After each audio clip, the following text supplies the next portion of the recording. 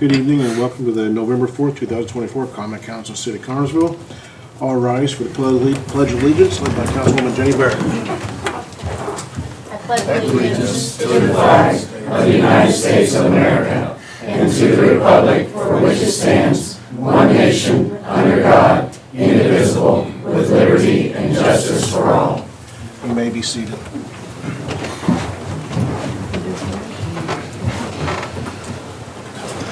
Okay, I'll go ahead and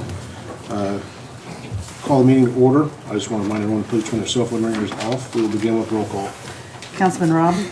Present. Councilman Gray? Present. Councilman Collins? Present. Councilwoman McQueen? Present. Councilwoman Barrett? Present. Councilman Williams Jr.? Present. Councilwoman Phillips? Present. Okay. Everyone has the minutes from the October 21st, 2024 regular meeting. Are there any additions or corrections to those? If not, I'll entertain a motion to approve the minutes.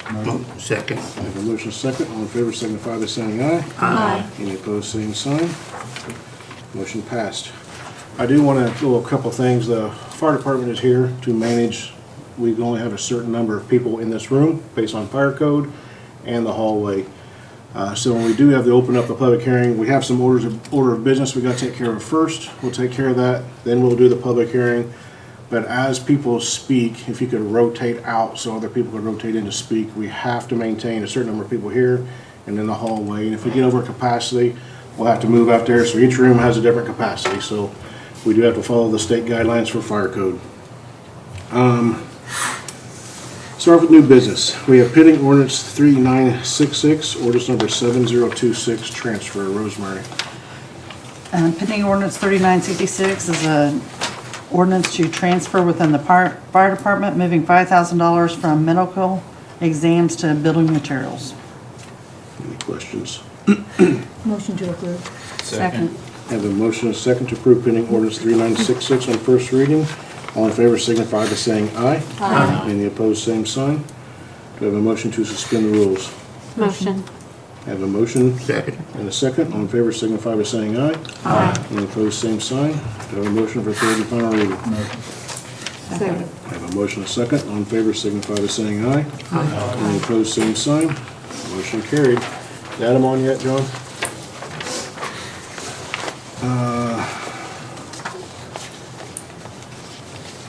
Something must have happened. I'll go ahead and do this. We have resolution 2024-62. It is the lease approval. When we passed the budget, we did so to maintain the tax rate to stay flat, and we did that to finance River's Edge. When it went to bond council came back and said the bonding capacity that the city won't cover that project, so we cannot do it that way. The only way to do it is to set a building corporation. Thank you, sir. Or say commission. Jeff, you want to explain that? Yeah, I mean, you essentially transfer a city property to the building corporation, which of course the building corporation is still the city. So you're not really exchanging much hands at all. It sounds confusing, but it's just paperwork. It's just a part of this. It's collateral for the bonds. It's the same thing. I know I saw Commissioner Strong here. The county did this when they did the courthouse. And actually, one member of their building corporation, I don't want to say corporation, the building corporation, I've asked to be on ours as well. And we give you different examples throughout different communities who do that. It is the only way to fund this project. Without this, there is no way to fund River's Edge. And right now, our window of opportunity based on our community growth, our AV growth we had, we weren't able to capture it. This is the way to do that, and it maintains that flat tax rate. It doesn't come out of the general fund, and it keeps that tax rate flat. So that's why we proposed this. I'm not trying to put you in a box, but there is no other way to fund that from a city standpoint. So this is the model they come up with. You can see the timeline. We have certain goals and requirements we have to meet by state statute. Everyone has the timeline for the schedule. You can see there's a lot of work to do in a short amount of time. So this is the first step in that, and that is really accepting the resolution to approve the form of lease and expressing the official intent to undertake financing for this project. Any questions from council, comments?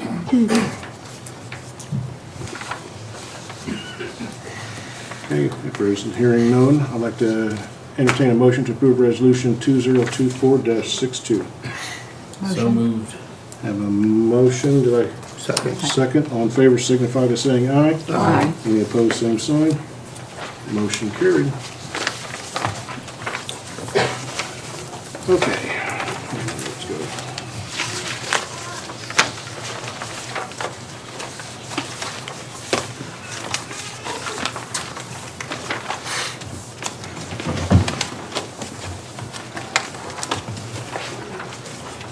Did I give you white paper?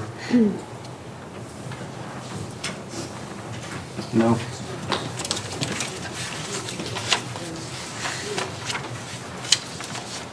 Huh, no, that's not it. Okay. I'll do it from memory. I'll try anyway. Okay, first thing I want to do is establish some rules for the public hearing before we open it up. Each person has 5 minutes to do the public comment section. Rosemary will keep time, it will give you a beep, and when one person speaks, if you're done, if you would, just please move out so other people can move in who want to comment. This is not a night we're going to pass this ordinance. I know there's a lot of confusion on that. We are doing the public hearing. We will take recommendations from council. They can do their due diligence, they can do the research, they can listen, and then we will form how we want to move forward if it is desired to move forward. So that there's nothing going to be passed tonight. Jeff, what am I missing here? I had everything written down, now I forgot it all. Just from things that I always think of with these public, be respectful. If I cut you off, I apologize, but it's the council members and the mayor and myself, we're not on, and you guys might want to treat me differently, but they're not on the witness stand. You don't get to ask them questions. This is your opportunity to give them your information, your thoughts, and allow them to review it. I know that this council has traditionally listened to the public's views, so I would encourage you to do respectfully, and I think that they will hopefully entertain some of that, and we can all kind of do something that makes everybody happy. So, When you do speak, just please state your name and address. That's all you really need to do, then you have 5 minutes. So, any other questions or concerns, comments? If not, I will go ahead and open up a public hearing for those who wish to comment.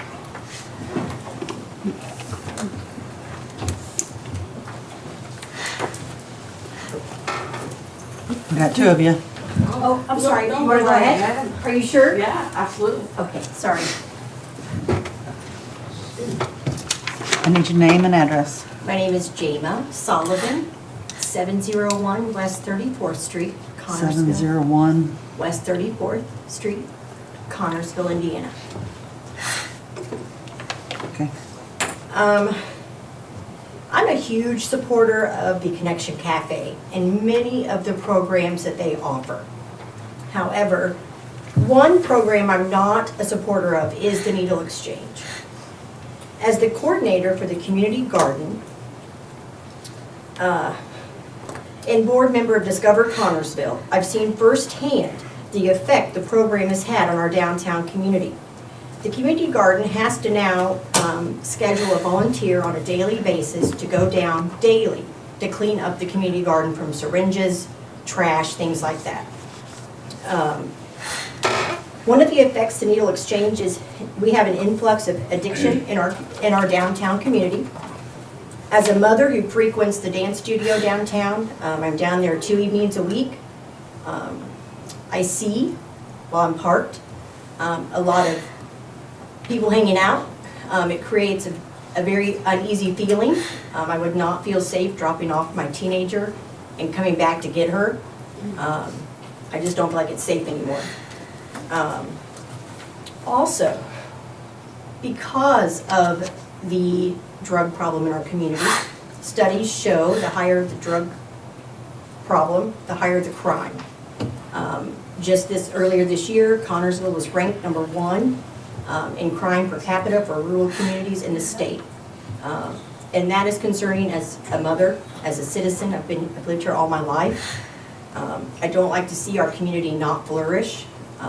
I just feel personally, I love and support the Connection Cafe, but I don't feel like that program should be downtown Connersville. I just don't. Now, my next part I'm actually going to speak on behalf of a previous business owner of downtown Connersville, Robin Mays. She is unfortunately not able to be here today, so she's asked me to speak for her. She was a business owner 2 doors down from the Needle Exchange, and she has experienced firsthand the harm it has caused. This isn't about people being for or against a Needle Exchange. I saw the Connection Cafe and another person running for a political post on social media trying to imply hate and incite an angry mob last night. And I'm disgusted by it. It's uneducated and plain false. The whole insinuation that this came out of the blue, that the mayor and the chief of police just sprung this out of nowhere to support their own hateful agenda is beyond ridiculous. Business owners, building owners, the city and police have been trying to work with the Needle Exchange for a long time. Nothing gets better, but actually purposely gets worse. There is an air of untouchability, of being above the law, of an entitlement to do whatever they want with zero regard for others. She signed her lease to 2 buildings down from Connection Cafe in June of 2022. She did her homework. I sat and watched what was going on in that building, and it wasn't anything bothersome during the hours I would be doing business. There was no Narcan box on the side of the building, no vending machine, no loitering crowd, no signage other than a neon light that says Connection Cafe. I moved in, as did 10 other businesses on that block. None of us are rich people. Nobody got grant money. Most working jobs to be able to fund their dreams to revitalize these historic buildings before they fall down. In about May of 2023, something changed at the Connection Cafe. It spilled out of its building all over the sidewalk and surrounding common areas. Constant traffic, needle litter, cigarette litter, crowds loitering. I watched a drug dealer stand on a corner as cars would pull up in front of my business, and he would walk up and quickly exchange something, and they would drive off, one after another. I've had so many people who were extremely impaired mistakenly come to my shop thinking I was the corner unit, scaring my customers and myself. My own children have found needles. The environment got to be so unsafe that her own children couldn't come to work with her, and she had to carry a gun. In Connersville, I had to invest in security cameras because my building was repeatedly broken into. I had to constantly get up in the middle of the night to check the property and to run people off because my security would alarm. I had to constantly check the back parking lot for needles, use condoms, human feces, pick up contaminated cigarette butts with gloves. All efforts to remedy these problems with Connection Cafe were met with needle exchanges don't bring crime, and I was here first. My point being that this isn't about the global issue of a needle exchange. This is about mismanagement of the one we have here, about a disdain for the community and its leaders who have tried to work this out to no avail. This is about knowing that no matter where this is located in our community, it will be an issue and negatively impact our area. The blame for this situation lies directly on the management of the needle exchange. Lying about circumstances and blaming others may make it easier to swallow, but it Good doesn't. time. Thank you. Thank you for your time. Thank you. I must have shut the alarm off. It blinked and, Oh. Hold on a second, if you don't mind. I want to make sure we get this set right.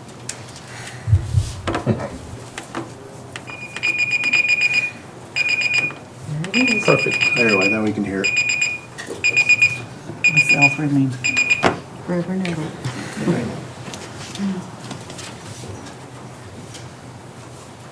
Name and address, please. So, my name is Charmin Gabbard, and I am the co-founder of Connection Cafe, and I am a lifelong resident of here in Fayette County. Need my full address. Your street address. 907 West 8th.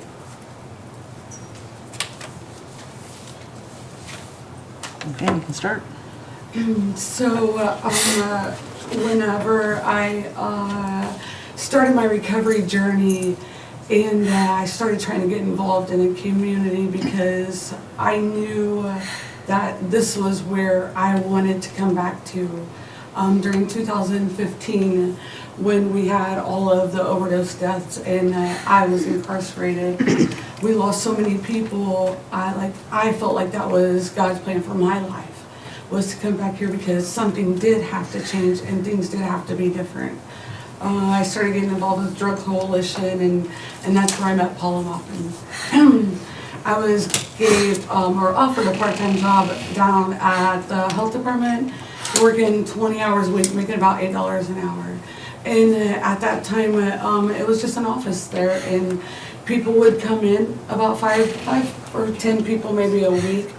However, whenever these people would come in or leave, aerosol, like Lysol and things would be sprayed, but it was just a needle distribution. There were no linkages to care, there wasn't more. And I lost my first individual right after I got him into detox. So with that being said, when we had the opportunity, because the hospital went bankrupt, we took a program there. Whenever I was asked to try to save the program, we did. We came together and we called it the Fayette County Harm Reduction Alliance. And just to throw this out there, like the program itself is, well, I don't think any of you have ever been down to the cafe, to my knowledge, that's sitting here, other than Chad, you were there one time. This is my community, and I want to see this community flourish. I love the people of this community. Do I have to agree with everyone? No. Have we been offered to work together? No, I was literally threatened by Chad face to face. If I didn't shut it down, he was going to shut me down. He had this city's support, and he thought he had the county's. And I left there in tears saying you would have to fight me. So I hadn't heard anything until I was notified that there was something happening and my surgery was scheduled for Friday. I don't want to fight. I want to work together. If that means moving us, like, I'll do that. But the syringe service program is literally to reduce the infectious disease rates in our community. And I know that's not like everyone's top priority, but to see someone go from using syringes, being taught how to take care of themselves, taking them to treatment, giving them love, care, and support, sometimes people have never had that. I'm almost 11 years in recovery, and when I left prison in 2015, I had a GED that I got in a psych ward. I didn't think that I could. I've been spit on by people. I thought I was worthless. I'm 10 classes for my master's degree. We have over 20 people that we've credentialed in this community, 5 full-time employees inside the jail that all are in recovery. We can make a difference, and there are many more of us in this community. They're productive members. Like, we don't want to fight you guys. We want to help, but we have to have a conversation, and that I want that. Whether you like the program, I know some people say it's enabling. You come in the door, we offer you a cup of coffee. Yeah, we have a clothing closet, and we do have showers and a washer and dryer. Because we have many unsheltered people in this community, and they're human beings.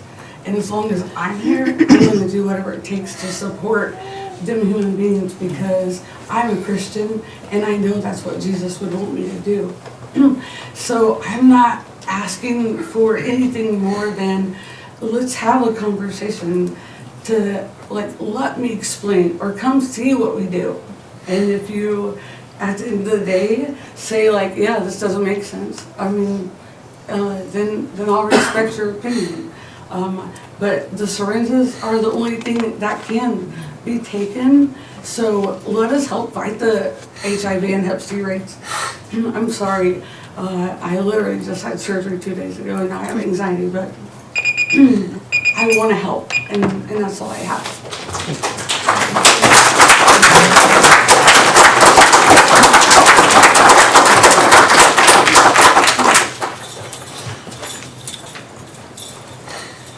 Tammy Auxier, 1158. Wait, Sorry. Tammy, what's your last name again? AUXIER, Okay. 11585.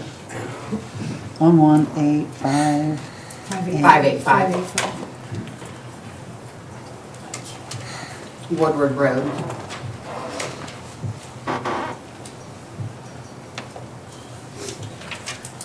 I am going to read this letter on behalf of Justin Phillips from Overdose Lifeline, November 4th, 2024. To whom it may concern, as the Chief Executive officer of Overdose Lifeline and a concerned citizen of Indiana. I'm writing to support the Connection Cafe and the syringe service program in Fayette County. Overdose Lifeline is working statewide to reduce the deaths associated with the current opioid epidemic. We know from research that the increased HIV, HCV infections and overdose deaths are tied to injection drug use. We know lives have been saved through the work of the Connection Cafe. Syringe service programs are highly recommended by federal bodies of government to include the CDC, NIH, NIDA, and SAMSHA. In addition, there is a large body of research that continuously validates the vital role of community syringe service programs and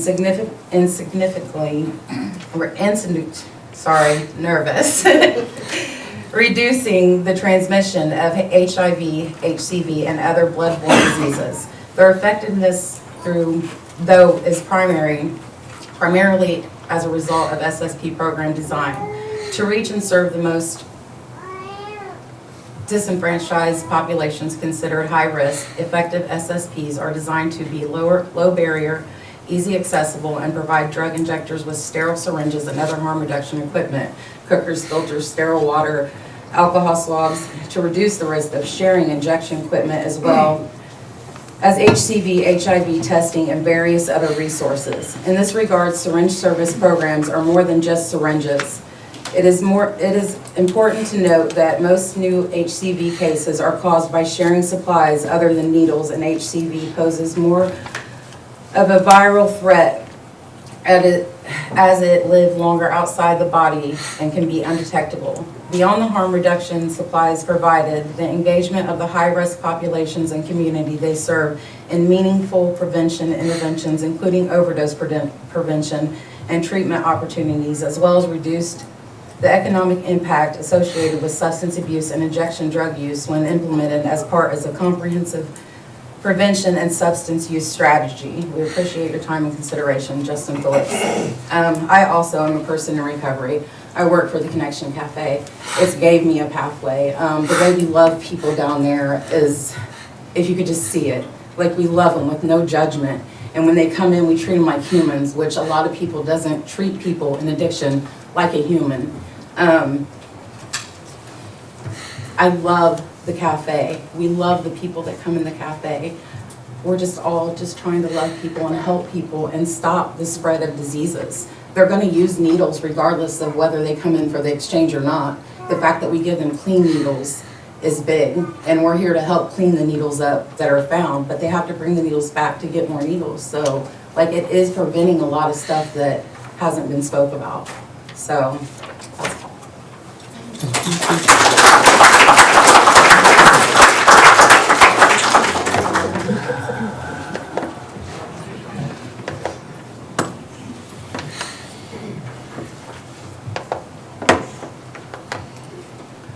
Name? Samo, DE. Oh my gosh, wait. Last name? SAMGMO. Address? 303 East 8th Street, Bloomington, Indiana.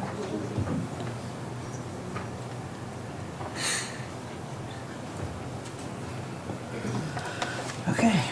Hello everyone, I'm reading this statement on behalf of Janet Decker. She's an associate professor at Indiana University and she's a lifelong Hoosier.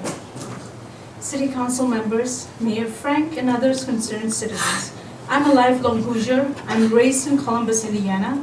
Both of my parents are from Indiana. My mom was raised by Michigan City and my dad was raised in Burke, which is outside of Fort Wayne. So although I don't live in Connorsville, I know about your community. I remember learning in my 4th grade Indiana history class that Connorsville is one of the oldest cities in Indiana. Like so many small towns in Indiana, you love attending sports events where you cheer on your Spartans and you're grateful to be surrounded by natural beauty of the Whitewater River. But I also am aware that your town has experienced a constant decline in employment and population since 1960s. Despite these challenges, you are admired for being a community-oriented city. You care about each other and have a strong sense of community. Your community spirit is your biggest strength. This moral obligation to help your neighbor is what will continue to get you through the tough times. I know Mayor Frank is aware of this. He has generously served as a mayor since 2020 and prioritized the population decline. Now you are seeing growth. There has been success with the major real estate development of Opportunity Drive. You've seen the success of new businesses and development recently. You also have prioritized what Mayor Frank calls placemaking. That's the idea in his words, that you prioritize people and places, not cars or shopping centers. Once again, it is clear that Connorsville is a special place where the community prioritizes taking care of its people. In light of this, it is surprising that there is a proposed ordinance to ban needle exchanges within the city limits. To not continue to care for your most vulnerable citizens seems antithetical to the community of care that Connorsville is known for. I'm also a lawyer, former special education teacher, and current associate professor at Indiana University. I know that the evidence documents the value of syringe service programs. They have over 30 years of research support. Syringe service program protect Connorsville and importantly are how you care for your most vulnerable neighbors. They prevent the spread of infectious disease like hepatitis C and helps your neighbors get the treatment that they desperately need. My guess is that each of you in this room knows someone who has tragically harmed by substance addiction. So please recognize the evidence shows that needle exchange services don't promote drug use, they help prevent it. Fayette County has the largest opioid-related overdose death rates in Indiana before the syringe service program was reopened in 2021. The Connection Cafe has helped the Connorsville community, and the data shows this. The Fayette County opioid-related overdose death rates have declined every year since the cafe reopened. But sadly, if you vote to approve this dangerous and discriminatory ordinance, you will be injuring your community during a time that you are seeing progress. It will be a setback and it will only result in harm. I ask you to please vote against this proposed ordinance and vote in favor of taking care of your neighbors. Thank you.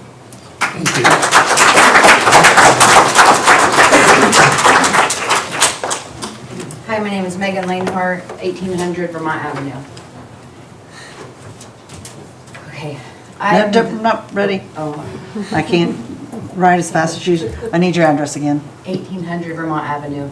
I do talk fast, so please tell me to slow down because I do want my message first. I wasn't Okay, you can sure. start now. When I heard that that it could possibly be banned, I thought it was a joke, so I was coming here just to see if it was true. But I Googled harm reduction, and it says reducing the harm associated with drug use through public intervention.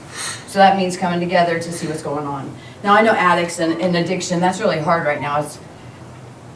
We're becoming over the stigma, you know, trying to get like, okay, well, these people do have a disease, let's help them, instead of, you know, whether you're putting your finger down their, you know, in their face and stuff like that. So I was just looking through the stuff, and it's like, you know, what they do is they recognize that no matter what, addicts are going to use. You know, I know this, I'm a recovering addict. I don't work with Charmin, I don't know her like that, she's helped me. She's always been that person that I knew that if I saw her, like when I think of recovery in Connorsville, I think of Charmin Gabbard. If I need somebody, and somebody needs help, I'm like, go to the Connection Cafe, you'll get a, you know, meeting list, you know, just stuff like that, okay? Just like you put a helmet on before you ride a bike. PPE, you wear safety glasses. It's just getting over that hump of thinking of this stuff. And it is love thy neighbor. You should love thy neighbor. You know what I mean? And I'm sure if when Robin saw those needles and had all this discussed, if she would have took that information over to Charmin, it would have been nipped in the bud like that. You know what I mean? And it is a conversation, like Charmin said. And she is working. Oh my gosh, just the statistics, what Connorsville has overcome and went through, just if you look in the past year, 2 years, 3 years, 4 years, she's got her name on a lot of that stuff that she's been pushing. Yeah, that's crazy. So the fact that the Connection Cafe, where people are felt to feel included, I was homeless too through my addiction, and I had no place to go, and I of course had turned my family away. And if a place like that, because sometimes those people just need to see the hope in somebody else's eyes, just that, you know, they're still human, you know, they're sick, but they're human. They need the help. So it's not enabling them, it's just compassion, it's empathy. it's the human feeling of, hey, oh my, you need help? And I just feel like if we could all take a page out of Charmin's book, really, and have a conversation of seeing each other as we are. I would imagine this is probably like, when gay and all that stuff was coming out, that same hump that we had to get over, that they felt like all that stuff was going on. Same stuff. And the stigma. And I bet that we've come a long way. So harm reduction, yeah, that stuff with that. And I'm talking fast. So basically, have the conversation with Charmin. I really don't have any much more to say than that. That I stand by the Connection Cafe and all that they represent. It's not like they're passing out needles and people are sitting down at the Connection Cafe and they're just getting, I've never went in there and saw something dirty happening. I've never went into the Connection Cafe where it hasn't been treatment oriented, like a meeting going on or some type of somebody getting help. There's hope all over there's quotes, there's stuff about that. So if you go to the Connection Cafe, you get a dose of hope too. And there is that regulation. So there's gonna be needles everywhere anyway. There's, if that anyways, I don't think it's because they're passing them out. Like they said, there's a regulation of if they give them out, you have to bring them back. And they have names down, I would imagine too, of who brings them and gets that. So I would just really take a deep look into all this stuff and stop the stigma of, the drug addiction and all this stuff like that, and stand by Charmin and work with Charmin and do this and continue to see Cartersville grow. Because after all, when I started looking through all this stuff, there's a ton of money flowing in because of the opioid epidemic. Holy cow, Indiana's getting millions. Well, I saw the funds of even Fayette County are getting through addiction. Like, if it's becoming that big where this money's flowing in, well then let's all work together, like Charmin said, and see some real change. And have that conversation and do something, towards the good, towards the better. Love thy neighbor. That's all it takes. Be kind. See how you can help the next person instead of harm the next person. Help them up. And that's all I got. Thank you.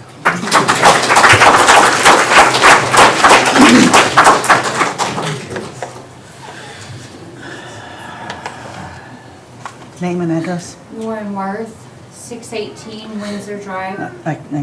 Warren Worth. Lauren, Lauren, Worth, 618. Windsor Drive. Okay.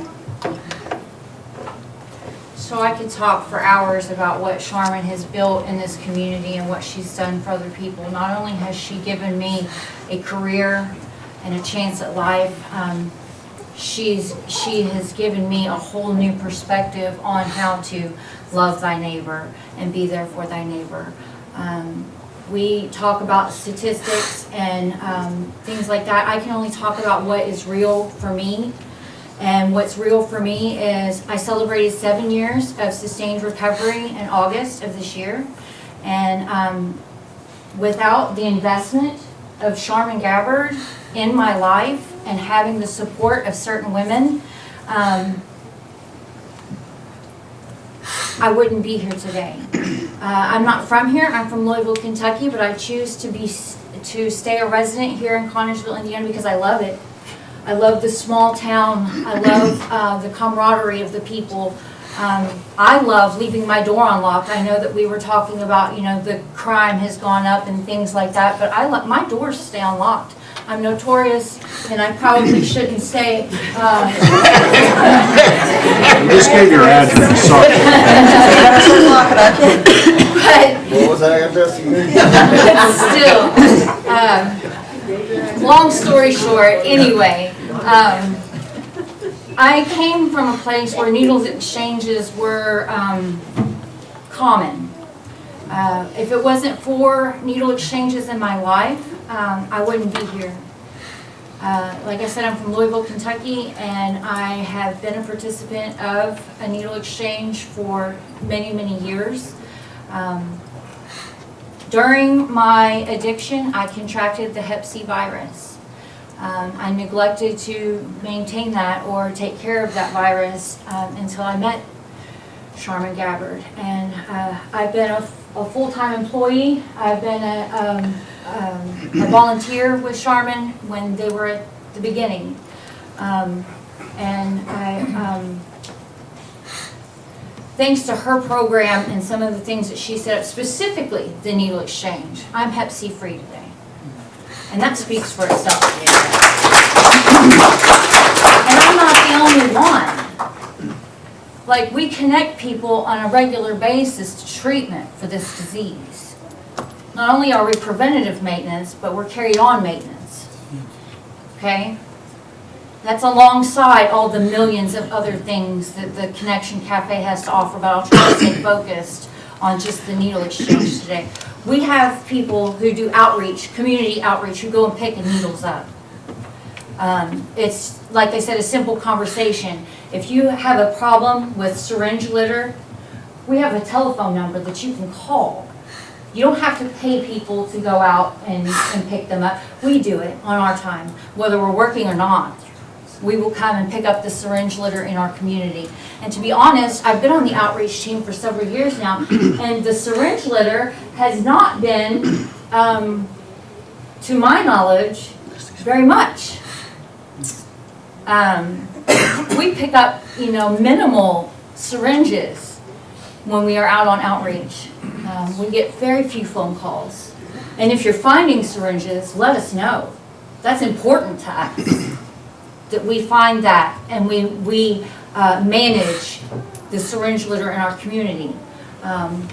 But more so, people are educated when they come through the syringe service exchange. People are 5 times more likely to go to treatment if they're exposed to a syringe service exchange. And that's one thing that we do, is we express to them connections to treatment facilities, rides to treatment facilities. These are all things that are done within the confines of the anonymous program of the syringe service program. We're changing lives. You don't know how many people I've seen that have recovered, that have gone from syringe service to sustained recovery. It's real, and it works. And I wouldn't be here if it wasn't for one. That's all.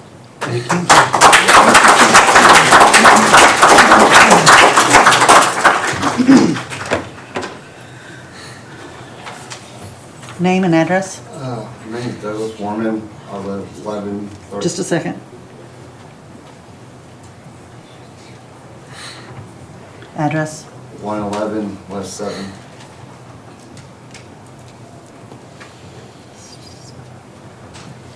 Okay. This community knows me better by Ozzy. I actually live above the Connection Cafe. I've been sober from alcohol for 2 years. I know the needle exchange. I don't know a whole lot about it, but I do know that there's 2 sides of it.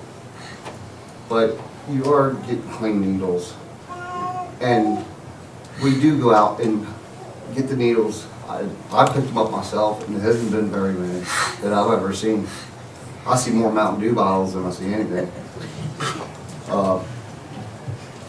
But working down there has really changed me. I've been sober before and I failed. I didn't have a cafe. I'm from Florence, Kentucky. I was homeless. We didn't have nothing like this over there, and I wish we would have. But we help people in other ways. Like they said, we got showers. We talk to them. Not that anybody can come in. You don't have to be an addict. You can be homeless. You can be depressed. You can come in and talk to everybody. Doesn't matter who you are. We're not just those people. We're just a regular person, just like anybody else. And I think it's a real gift to have something like that down here. And I would hate to see it get away. I love the cafe, I love the people that I work with, and I love the people that come there and I can talk to and give them information about what I've been through, because it wasn't easy for me. And to do something that I'm doing now, I'm very proud of it. And I didn't have a lot of things I'm proud of in my life, but this is one of them. And I will stand here for that. Thank you.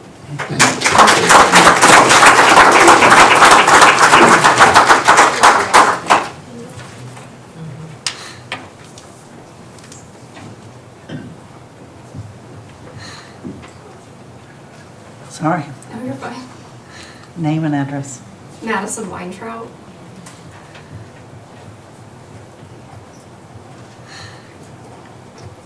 (4608) Guilford Avenue.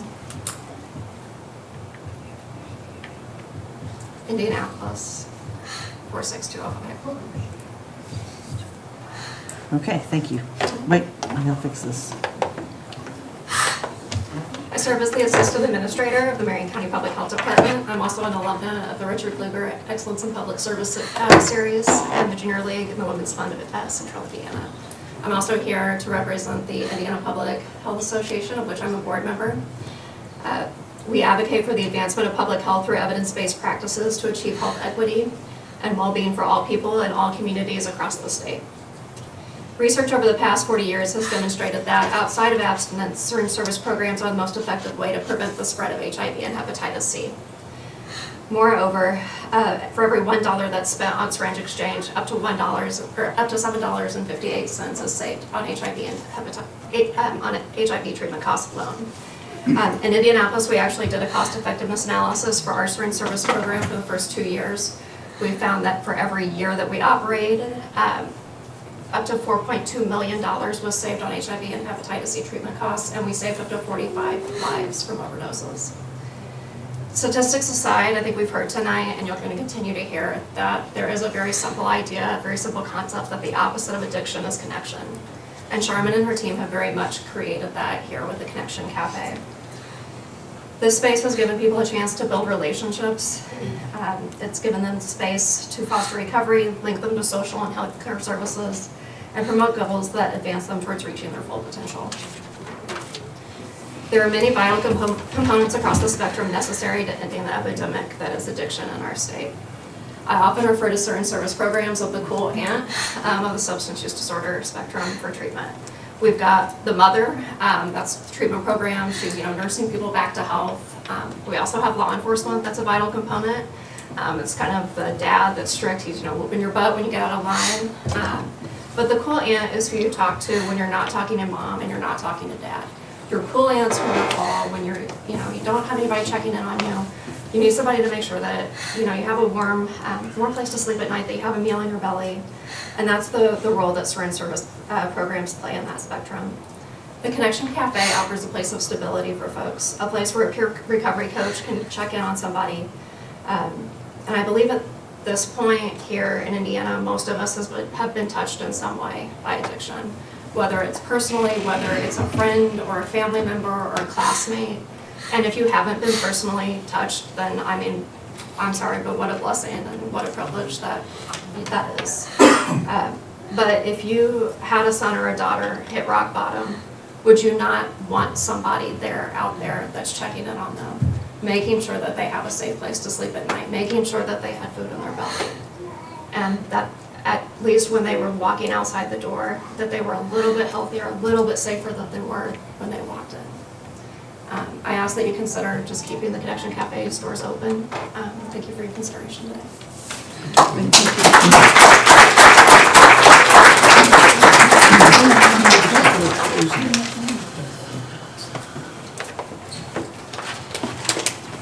Hi, I'm Meredith Canada, last name like the country. Just a second.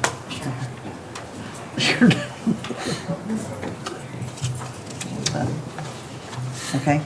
And I'm from Indianapolis, Holly Springs Drive. Is that good enough? Yeah. Okay. So I'm here reading a letter on behalf of the County Commissioner in Monroe County and a member of Monroe County's Substance Use Disorder Awareness Commission. And Monroe County, like Fayette County, has a nationally recognized harm reduction agency, a lot like Charmin's. You can think of needle exchange to transmitting bloodborne infections is kind of like antibiotics to treating a bacterial infection. It's that evidence-based. Excuse me. So, the letter. I'm currently a county commissioner in Monroe County, Indiana, and a member of Monroe County Substance Use Disorder Awareness Commission, but I'm writing to you today as a private citizen asking that you continue to allow the Fayette County Syringe Services Program to operate within Connorsville. Excuse me. Almost a decade ago, I attended a panel discussion on harm reduction that included people in recovery. One of the individuals who spoke said her first introduction to harm reduction was learning to use water in a toilet tank instead of from a toilet bowl. Imagine the infections this woman was exposing herself to by using water from a toilet bowl, and how by the simple act of using water from a toilet tank, she reduced her chance of infection. Now imagine that same individual using a shared needle, one that perhaps A, was not sterile, and B, had previously been used by someone with HIV and/or hepatitis C. Once again, she would be exposing herself to a risk of infection, this time potentially a deadly one. If an individual infected with HIV and/or hepatitis C is allowed to access medical care, the treatment is extremely costly. As you already know, during the time Fayette County has participated in the state syringe services program, which is a more formal name for a needle exchange program, there's been a drop in the number of cases of hepatitis C and opioid overdose deaths. Harm reduction, which included but is not limited to a syringe service program, greatly reduced the risk of such infections. As I have learned more about syringe services programs and the more I support them, in addition to reducing the transmission of infectious diseases and death due to opioid overdose, those who participate in a syringe service program are far more likely to begin their recovery journey. I have met many wonderful individuals who are in recovery, and the great thing about such individuals is that they proudly help others become employed, pay taxes, and reunite with their families. Shortly after the HIV outbreak in Scott County, Indiana made national news, Monroe County experienced a local epidemic of viral hepatitis C cases among individuals with a substance use disorder. Monroe County applied to the state to become one of the counties with a syringe services program. Every 2 years since then, our desire to continue to offer a syringe services program has reconfirmed by the Monroe County Board of Commissioners because the program has helped dramatically reduce the number of new cases of hepatitis C. We have also increased the number of needle disposal boxes in the county. Over time, Connersville will be receiving over $1.5 million in opioid settlement money from the state of Indiana. That amount may increase as the federal government settles with other opioid manufacturers, distributors, and retailers. I urge you not only to continue participating in Fayette County's syringe service program, but to use your settlement money to increase harm reduction efforts, support peer recovery programs, provide funding for recovery housing, create prevention programs, support treatment, and collaborate with Fayette County courts to assist with reentry programs for those with a substance use disorder who are being released from the Fayette County Jail. Across Indiana, we are seeing more deaths from illicit drugs such as fentanyl and its many derivatives, xylazine, and drugs mixed with methamphetamines. These are the deaths of loved ones, colleagues, and neighbors. The only way to reduce this trend is to reduce the stigma, increase harm reduction, provide treatment, and increase prevention programs. Harm reduction through a syringe services program is one piece of this, one that is low cost with proven efficacy. Please do not ban the needle exchange program in Connersville. Thank you for taking the time to read my letter. Respectfully, Penny B. Giffens. Thank you.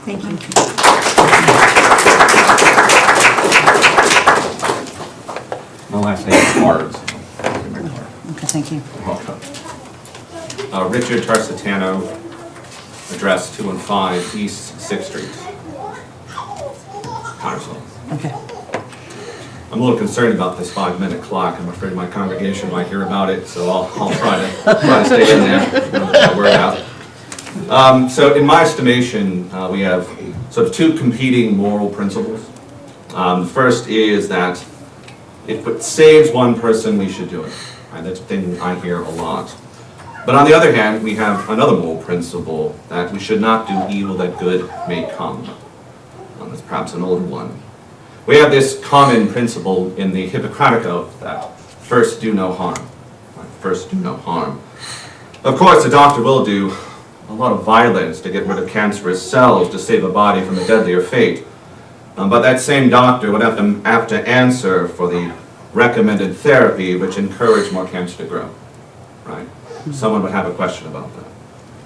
There's a great cost to enabling drug use in our community, in our body politic. There's a cost to, if it saves one person, we should do it.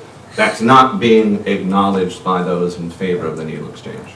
Right? As a matter of fact, there's so many parts of the program that are designed that we don't know how much is going out or coming in and those kind of parts of it. So there's a cost, of course, to the common good, a cost to the soul of a community, both as a pastor who lives downtown. I walked here. And as a member of the Rotary, I've heard firsthand from people who have seen the effects of using our downtown as essentially a treatment center for active drug users. We all want to help, we all want to be part of that, but encouraging more people to use drugs by giving them needles to do it is not the way. We have to ask ourselves hard questions. Is that the purpose of our downtown? Is that the best thing for our addicts? These are questions actually that heartfelt stories and tears don't actually answer very well, right? As much as that makes our hearts long to help people, that isn't hard data by any stretch of the imagination. If this cost is worth it, it is the proponents of the program who have to prove it beyond a reasonable doubt and not just tell us to trust them. So I've heard a common talking point that people who use needle exchanges are 5 times more likely to seek treatment. You've heard it tonight, in fact. And I, for the life of me, was trying to figure out where that comes from. And I've reading a lot of books and going online to read a lot of articles. Interestingly, it all comes from one study. The study was conducted in Seattle in the year 2000. I don't think anyone would look at Seattle in the years 2000 to now and say it's done a really good job handling its drug crisis. Nor do I think a study that was done when I was in the 8th grade is actually kind of relevant to Connersville in 2024. I don't think that's a good study for us to constantly be bringing up. It doesn't tell us very much, right? Because the drugs are very different than they were in 2000. They're much, much more dangerous. Much more dangerous than Hep C and HIV, in fact. So having more people using these more dangerous drugs is how you get more deaths. So there's a lot that we can do to help people. We came to this community to be part of helping people suffering from the opioid epidemic. I deal with those people on a weekly basis. But I would say that there's no evidence that sacrificing the common good of our community through this particular program, right? That's what we're talking about. We're not talking about showers or washing machines or a place for people to go. Through this particular program, that's what we're talking about. There's no evidence that that is actually going to help the problem. Certainly there are organizations who are dependent upon showing something like this works who will tell you it works. They will come in and say, yes, this works. But as someone who lives in the town and sees here, I don't think this is the way. And I won't until there's actual real hard data, particularly from the people doing this thing in our town. Like, I'm shocked that people aren't coming up with more numbers, but I think that's because it's really hard to actually have any numbers when it's all anonymous and we don't know how much, how many people we are causing to overdose to these things. So, something to consider, I hope, and I know this is a very tough decision for the council, and I appreciate your work on this, and may God bless and keep us all. Thank you very much. Thank you. Thank you.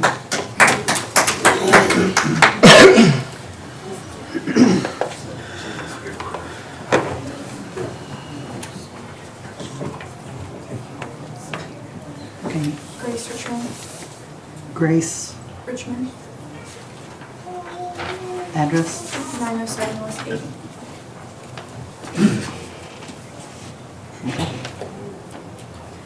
I'm reading this letter in regards to Shit Happens, whose vision is full and equitable access to overdose prevention to people who use drugs, their families, and their communities. To whom this may concern, working in social service, harm reduction, human rights, and providing services for the most vulnerable populations is more challenging than some think. As harm reduction service providers, we have watched, supported one another, cried together, and healed as a community. A social group of any size whose members reside in a specific locality, share government, and often have a common cultural and historical heritage. Unfortunately, we've seen our vulnerable populations being shamed and stigmatized. As service providers of SSPs and harm reduction services, Connection Cafe helps build a community of trust in Fayette County with critical programs for your sisters, brothers, mothers, fathers, and friends. Do you recall the situation in Scott County in Indiana? The number of undiagnosed HIV infections in Scott County reached a peak of 126 cases on January 10, 2015, over 2 months before Governor Pence declared a public health emergency on March 26, 2015. His solution, he allowed an SSP in Scott County to assist those in need, a program implemented for 30 days. This SSP, like Connection Cafe, demonstrated the significant impact that harm reduction services can have. and it was a success. Thanks to programs like Connection Cafe, our communities are now not only safer in terms of health outcomes, but they also prevent the occurrence of health emergencies like the one in Scott County. What else do we do as harm reduction services? We provide connection, linkage to care for HIV and Hep C, get folks into treatment, have recovery coach providers, provide clean supplies, education on how to reverse overdoses, provide life-saving medication, Narcan, support groups, and more. If the city of Connersville wants to push a successful community-based program out of town, who will provide these services to fill in the gap? If a service like Connection Cafe is removed, how will it help the life-saving resources, health-based services they provide? Here's the thing, Connection Cafe includes trust in the community that no one in government can provide. If we work together as a community, we can grow together and prevent another Scott County health emergency. I pray that the folks initiating this move to eliminate this beautiful Connection Cafe never have family or friends in these situations, with no place they can go for trustworthy, science-based, successful services. In conclusion, I urge you to consider the implications of your decision. The dissolution of this invaluable community connection of services would cause harm to Connersville. Let's follow the best practices and save Connection Cafe. I'm only 18, and my biological parents suffered from substance abuse. My mom, I just recently came into contact with her. She only got clean a year ago, and we were taken out of the home at 3 years old. And my brother, who's only 19, just recently suffered from meth addiction, and he said that he wishes he could have a place like this to go to and clean needles to use. So, and he doesn't have that where we're from. So taking this away would just, it would be a tragedy to the community, because I've seen the love and support come from Charmin and the cafe and the people that work there. So that's all I've got. Thank you.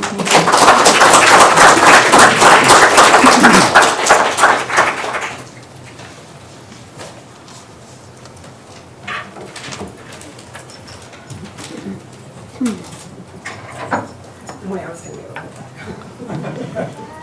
to. My name is Stephanie Deck, and I would like to. Just a second. Okay. Deck, D-E-C-K? Yes. Address? It is 3212 North Central Avenue in Connersville. Okay. I do need to disclose that I do work for the county. This is not these are my opinions, not reflections on the county or any of the organizations that I'm a part of.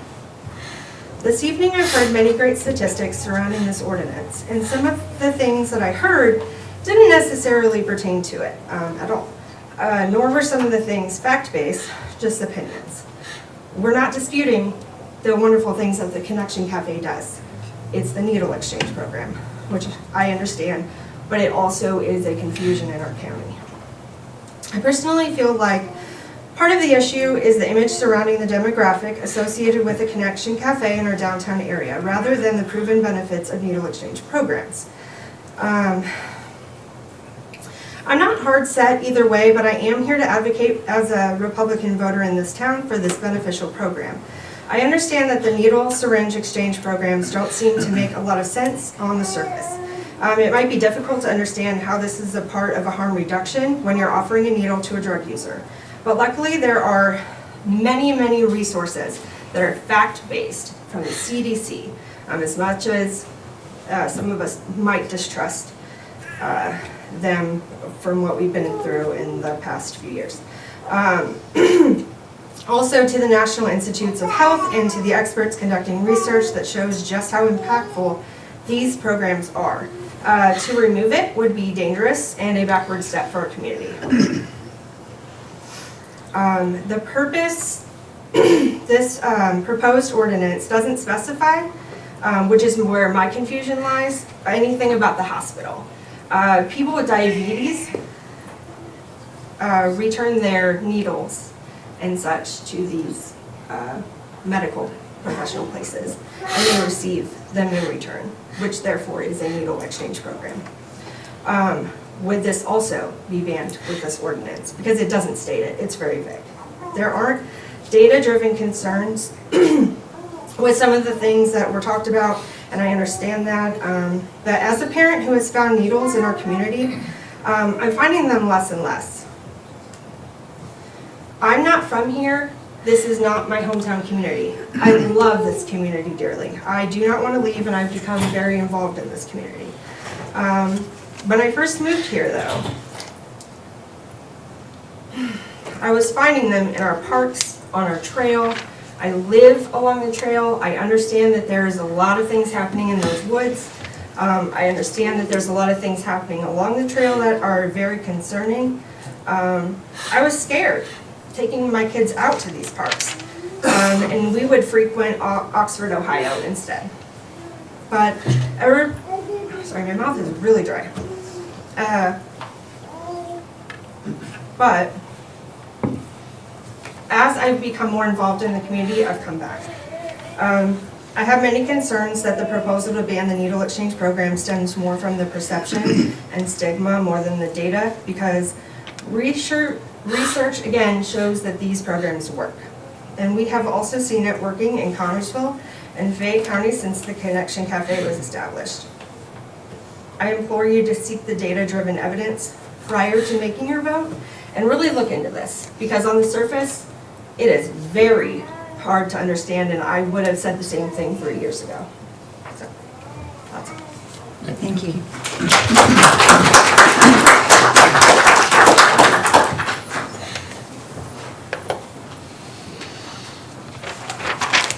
Hi, I'm Lindsay Beeble. I'm sorry. Lindsay Beeble.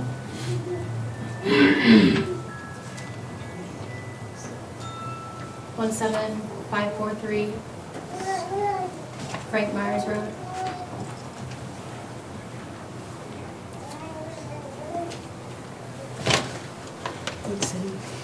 Cambridge City. Okay, I'm really nervous. I wasn't going to come up here and speak, but after listening to everybody, I had to say a few things. I work at the Connection Cafe. I am also a person with over 20 years in addiction and over 10 years being a person who injected drugs. When I was in high school, I'm not a bad person, you know. I was a good kid. When I was in high school, I got in a bad car wreck, got put on pain medicine, and I did not choose the path that I thought was going to end with me injecting drugs in my arm. You know, that was not where I wanted to go in life. But that's what happened, and it took away everything that I had. And during my use, I did not have certain service programs. I didn't have anyone to show me love and connection and support to help me out. I contracted Hep C. I was taken by ambulance 3 times for an infection in my spine from using a dirty needle. Some of those things could have been avoided if I would have had safe syringes. If I would have had somebody that I could connect with that would show me love and support to instill hope in me, maybe I could have came out of what I did a lot sooner than I did. I have 3.5 years into recovery, and Charmin has blessed me with the opportunity to give back to people, and I work in the syringe service program. I also test for HIV and Hep C. My life's a complete 180 now. I didn't mean for my life to turn out the way it did. And the people that are being stigmatized as standing on our sidewalks and stuff like that, those people are me. They're not bad people. You know, they didn't choose this pathway. Nobody wakes up and says, I want to put a needle in my arm today. You know, that's not how it happens. It just happens that way. And without that connection and support, when they come in to get clean needles and safe syringes, I make that connection with them. I show them love and I show them support, and I try to instill hope, saying, I've been where you've been and I know you can get through this. If you don't make that connection with them, how are they ever going to find hope, you know? If they don't have somebody to come to, how are they going to find that? When it comes to the syringes out on laying around or whatever, the syringes are we have a high return rate. We give you syringes when you return syringes. We don't just hand out syringes to everybody without them returning them. And the syringes that are laying out are from people who are not part of the syringe service program because they are too stigmatized and ashamed and wanted to feel like they would look bad, like they're bad people, so they're not part of the program. So So those are the people that are throwing their syringes away. They're the ones that aren't engaged in the program because of stigma. I love the work I do, and I love the people I serve because those people aren't bad people.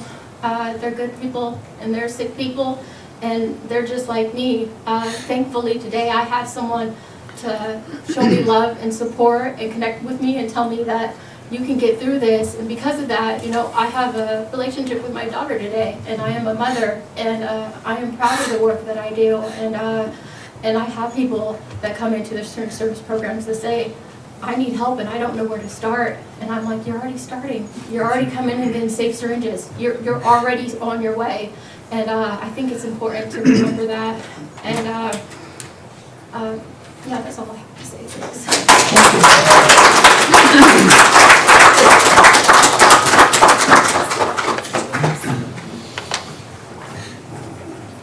Tiffany Gabbard.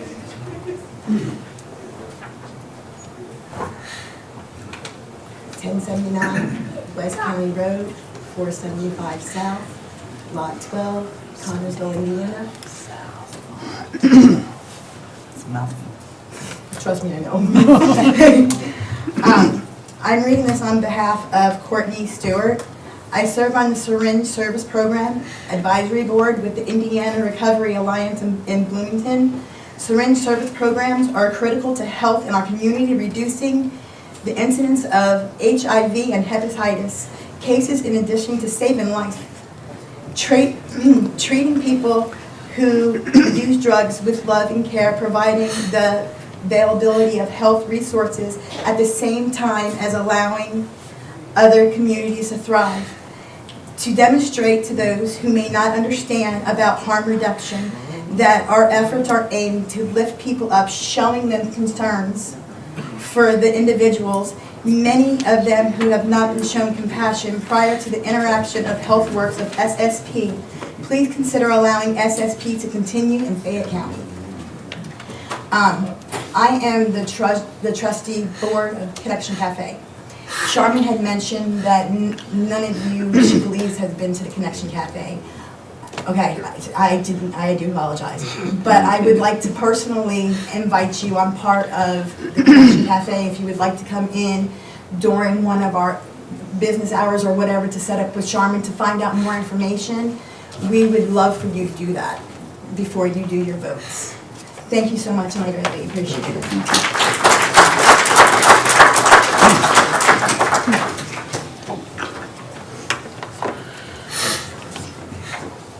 My name is Joel Conaway,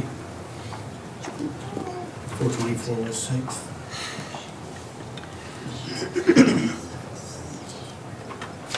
First, I'm going to read a letter on behalf of Patrick Ripberger, Master of Public Health, co-founder of Mezzo Solutions.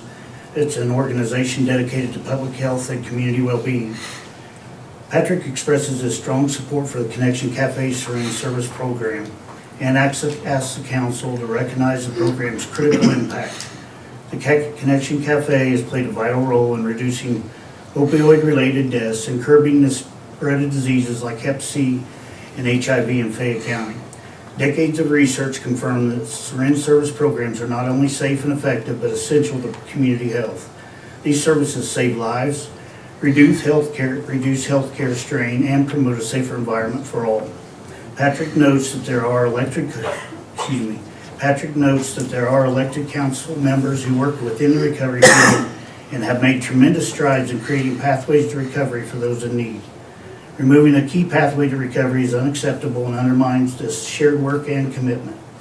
If this ordinance passes, it would create substantial barriers to accessing these life-saving resources, especially for those facing the greatest need. Patrick believes that limiting the reach of this program would represent a step backward for Fayette County, undermining recent progress in public health. In the interest of promoting compassion, health, and safety, he urges you to allow the Connection Cafe to continue their work within Connersville, where it can serve the community most effectively. Thank you for considering this message of support. Patrick Ripberger. One thing I want to say is, I don't know how many people understand and have people in their family or known anybody that uses methamphetamine. when you're shooting the methamphetamines, it dramatically increases the sex drive, which causes most people to use methamphetamines to have multiple sex partners. And when we're talking about the spread of HIV, Hep C, I know I've worked in recovery for the last 4 years. I've got people that will tell me about having 70 partners in a year.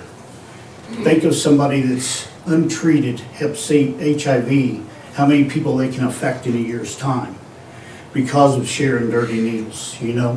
And each one of those partners are having multiple partners most likely. So how many hundreds of people can one person with HIV in this county affect in a year if they're untreated? And being, when they come to the cafe, it gives us time to be able to build a connection with them and get them more oriented towards getting their Hep C treated, to be able to get them maybe to stop going from using a syringe to using another way, whatever is the healthiest way for them. But it's all about reducing the risk of these diseases. And Fayette County has one of the highest rates of HIV in the state of Indiana. We were #1, I don't know if we still are. One thing too is, I hear so many people that talk about the program, mainly talk about those people out in front of the cafe. Well, the truth is, those people out in front of the cafe, I'm one of them usually. They're people that are clean and sober. They're people that are trying to do better. They come down there for a meal, a peer support group, and play cards and have a sober place to be. The ones that are using syringes come in because they're not going to hang out there in front. They're ashamed of what they're doing. They want to quit. They want to get better. They come in the front door, they go to a private room, they get their supplies, and they leave out the back. They don't hang out in front. It's not like a bunch of people are drunk and high hanging out in front. But we're okay with 1 block away, we got people getting drunk out on the sidewalk every weekend. You know, right in front of the bar, we got people, and then we have beer gardens downtown where people are getting inebriated. They ain't coming to the cafe to get high. They're coming to the cafe to get better. You know, but as a community, we okay the alcohol because it's legal. But we allow people to get drunk in public in front of our kids. You know, and I don't understand the stigma focused on the cafe versus focused on allowing people to drink in public in front of our kids. You know, because how can you feel safe about taking your kids downtown, taking a walk through downtown in the evening when you got 10 people on the sidewalk drunk and hollering and acting silly? But they go by the cafe, nobody's gonna holler at them. They're gonna say hi to them. They're gonna reach out to them, ask them if they want something to eat. Because if somebody walks by there, it's the first thing we always do you want something to eat? Do you want something to drink? Do you want to come in, sit down, watch TV, play cards? It's just a place to build connection, and without connection, we have nothing. And the opposite of recovery is connection. You know, it's all about reaching out to people and giving them just a little bit of hope so they try to do better the next time. And that's all I got. Thank you. Thank you.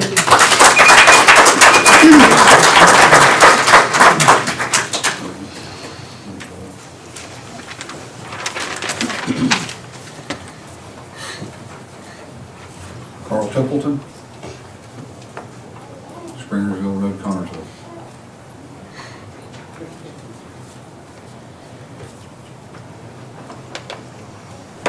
I don't have a speech. I just come in here. This is the first time being in here. Stuff like that, kind of keep my mind open. You guys are just like me. My age. I've lived in this town my whole life. This is like crazy, right? It's like we got young kids, our grandkids, that are doing these things. We didn't ask for this. But if we do away with this, what's the solution? Look, I'm the maintenance manager at Roots. I run homeless people off a lot all the time. I quit doing that because I would call our police department and the answer was, hey, you're gonna have to leave. Where is that place? Where is it? Clean up needles. Where is the what is the solution to the problem? That's what we need to think about. What is the solution to the problem we're looking at? We can all sweep it under the rug and say, hey, it'll go away. No, it will not. It will not. This problem will not just fix itself. We have a solution. She's fixing it. And what have we done? We're condemning the only person in this county that really seems to care.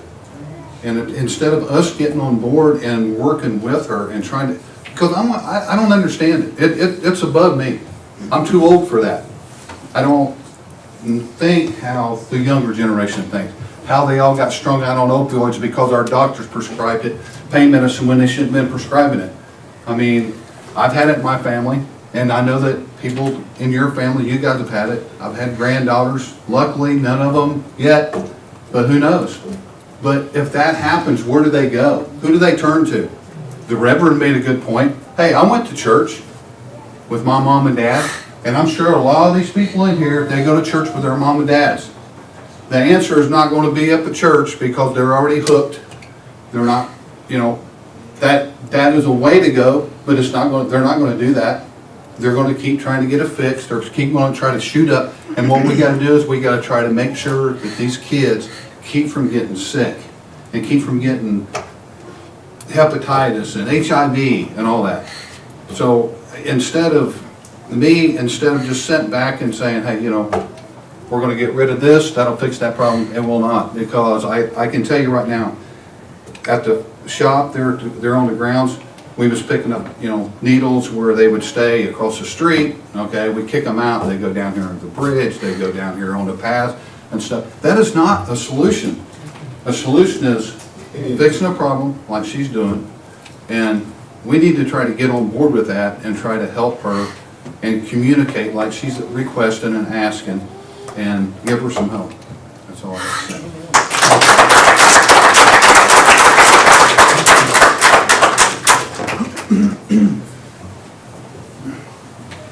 Adam Walden.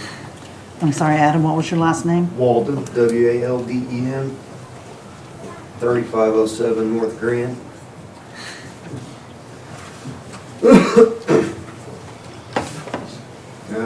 I'm a recovering addict, and I just want to say that if there had been needle exchange programs when I was getting clean, I probably wouldn't have got clean. That's one of the biggest things that made me change my life. And, you know, a lot of people say a lot of things, but until they're sitting in that seat, you know, you just can't really judge. But, you know, I've seen my grandkids find syringes out in their apartments, in the yard, and at the bus stop, and I just don't think it's a good thing. There's lots of outlets and other things that people can do. You know, there's lots of treatment and other ways for people to get clean. I just feel like passing out clean needles is perpetuating the problem. I myself was a needle user for years, and thank God he brought me through it. And I'm here today, you know, because of God, and that's it. It ain't because I could get clean needles or I wanted to keep using drugs. We all have to make a choice, you know, to do the right thing regardless. You know, if you want to give me all the bad things in the world that I could do and expect me to do the right thing, I mean, it's just not feasible to think that it's going to solve. I mean, you know, there's no answer to solve all the problems right away. It's going to take work, just like all the work it took to get in this far of a hole for everyone. But, you know, I don't think that the needle exchange program is not a, you know, the Connection Cafe does a lot of good things. It's not, you know, the whole group and the whole thing they do is not bad. But the needle exchange program is kind of iffy, it's sketchy. You know, when I went and got needles, I didn't take them and, you know, keep them to myself. And that's a lot of problem with this, is that if I go in the Connection Cafe and get clean needles, I'm not going to take them home and keep them in my pocket. I'm going to go share them with whoever I have to, and then anybody that needs clean ones is going to give me their dirty ones so I can go get them clean ones, and on and on. And that's just one issue out of the many, you know, but I'm just little old me, and I just wanted to put in my 2 cents, but I feel like it's, you know, just perpetuating a larger problem that you know, needs to be addressed. Yeah, thanks for your time. Thank you.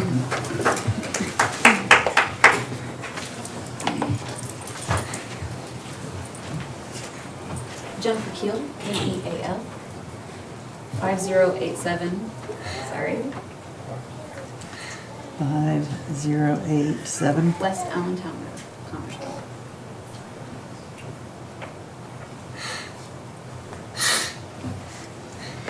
So I came here not prepared to speak at all. This is not what I like to do. I like to be on the syringe service program myself. That's what I do, it's part of it. I was in active addiction for 8 years. I've been in active recovery for 8 years. I was not the IV user, but I was in love with someone who was. And things like this syringe service is what kept me clean from diseases and infections, because he was able to stay clean from that, thanks to the sterile clean syringes. We hand them out, sure, but we take them back in a syringe box. Take those away, where do you think people are going to put them?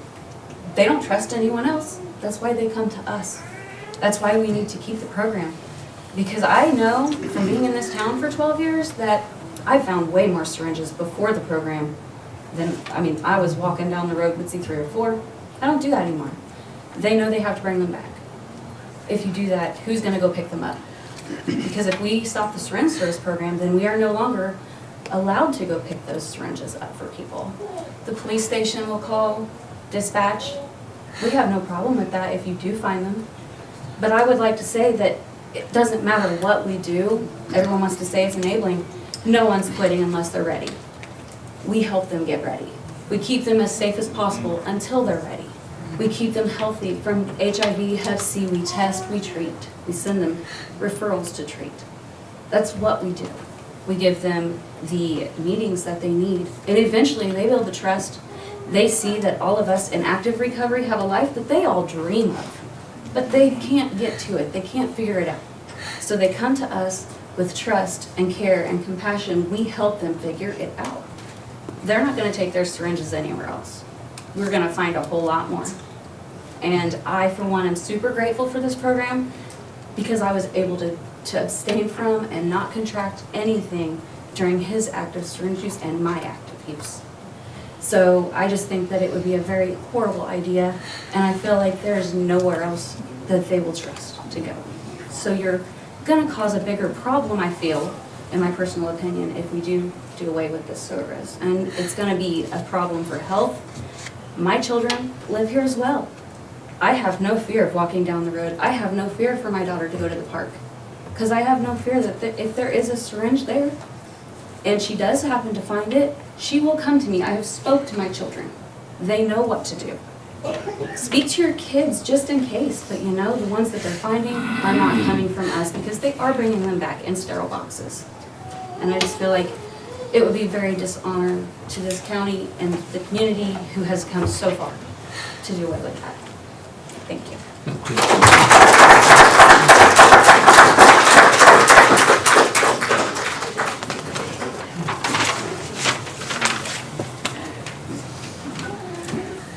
Good evening. My name is Randy Wolf. I live at 705 Idlewood Drive.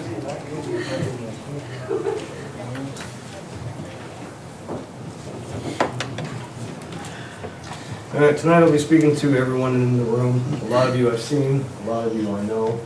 I try to treat everyone that I meet and encounter with dignity and respect, regardless of their situation. I am a resident here in Fayette County. I'm a homeowner, a business owner, and I also own commercial property adjacent to the Connections Cafe. So I'm going to speak to you about some of the issues I've encountered at my business, some of the issues that I've encountered downtown, around my building, and that I've encountered with my tenants as well. At my business on Western Avenue, we found multiple needles in the parking lot. We find needles in the alley at the church adjacent to us on 18th Street. I've had to call in pickups for needles there as well. Vending machine area next to our building. A lot of children come from the neighborhood. We get snacks, drinks, food after school. Sometimes they stop in before school and they were walking over to get to class. We found fentanyl there. We found other narcotics and syringes laying right next to the vending machine, and even found pills inside of the vending machine where the children would reach in, and adults, reach in and grab their soda, grab their bag of chips. That is now closed down. I couldn't deal with it anymore, we're shut down. That section of it was shut down long before we decided to sell the building. My business partner and I that own a building downtown that surrounds the cafe. I know a lot of the people that work there. I know a lot of the people that visit there. Some of the programs are doing great and should continue. But I want you to know some of the things I've encountered over the past 2 years while owning property downtown. Cafe visitors urinating and defecating on my property as well as across the street at Family Video. These are things I've seen. This isn't stories that I've heard. These are my interactions. Cafe visitors sleeping between my outdoor AC units in the easement behind the cafe. Cafe visitors sleeping behind the cafe's trash cans with blankets. Even a mattress at one point was given to them so that they could lay on the mattress versus laying on the ground instead of finding them a home. At one point in the winter, I even found them with an electric heater that was plugged into the cafe and outside in the snow with these people that were sleeping. I've encountered cafe visitors preparing to shoot up behind the cafe in the easement between the buildings, addressed it, they stopped, they left. I found dirty needles in the alley less than a week ago. I go in, I talk to the cafe, they're very cordial to me, they always go pick them up. But I shouldn't have to request that they pick them up on such a continuous basis. My tenants have found needles laying in front of the dumpster on 7th Street, right behind the cafe, before you get to the other side of my building. Earlier this year, we attempted to open our doors to allow the tenants inside. Open access, customers come through, travel, we're trying to build a business incubator there. I couldn't do that because blood on the walls, tired of cleaning it up, not my problem. Sealed them up, now it's by appointment. I've spoken with people that are dropped off by the caseworkers from other counties at the cafe that are telling me where they're living all over town, whether it be abandoned homes, under the bridges, by the park, in the woods. Some of them I've talked to are far away from Indianapolis and even Pennsylvania are coming here for the services. So it's not just our community we're helping. We're bringing them in from everywhere. I'm also an ordinance officer for the city, and I'm working on landlords getting cleanups done, and they are finding hundreds when they're cleaning up the properties that they're being cited for. Now, Sharon and I speak on a regular basis. I've talked with her about all of these situations. I don't think any of this is going to come as a surprise to her. She's told me on several occasions that she wants to move away from downtown and get a bigger place. I've even went as far as to take photographs, GIS information, and send it to her with recommendations of larger facilities that will facilitate everything she's wanting to do, right? I approve of all of the programs that she's operating out of there, other than the needle exchange. How long is it going to be before one of us are asking who's responsible for my kid getting stuck in the downtown business area? Thank you. Thank you.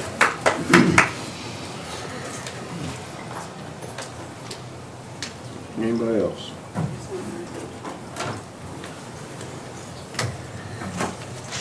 I'm Tammy Garrett Wilcott, 1831 North. Hang on. 1831. North Grand Evans. Okay, I have worked the past 4.5 years as a director for Northern Kentucky University. I am a national presenter and a substance use disorder and prevention specialist. I am also a court-approved provider of moral recognition therapy that provides therapeutic recovery for people with substance use disorder. I want to say up front that I believe in recovery. However, I know that if recovery happens, it is not because someone gets free needles. It is because they are held accountable. They are treated with the same respect, accountability, and dignity that those not engaging in illegal activity are held to. Evidence has shown that needle exchange programs may inadvertently encourage drug use by redirecting the perceived risk and by normalizing injected drug use. The visual normalization of accepted drug use is creating deadly outcomes, especially for school-aged children. I personally have attended several funerals in the last 4 years of 11 to 17-year-olds within the communities that I worked in, and a massive contribution that I find the commonality between these is the factor that they live in communities where drug use was normalized. Now, these kids would try drugs for the first time, and often for the last time, because they had open access to needles and Narcan from friends and family. And so they would try it thinking it was a game, and they died. And I'm sorry, that's a little for me, but what we are doing is we are normalizing needles and Narcan to the point that the kids are not taking it serious. It's a game. And I am telling you, if you think it's not coming to Connersville, you are wrong. It is moving in this direction, and it is a matter of time before this happens. So what I am doing right now is I am pleading with you to please try something different. Our children are watching, they are listening, and they are dying.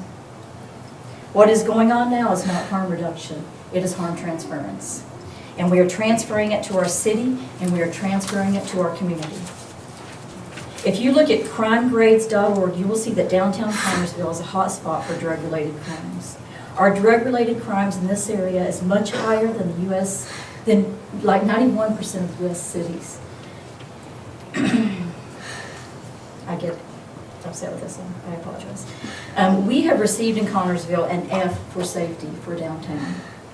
In Connersville, Indiana, that should be a walkability Norman Rockwell city. In Connersville, you stand 1 in 229 chances of being involved in a drug-related crime.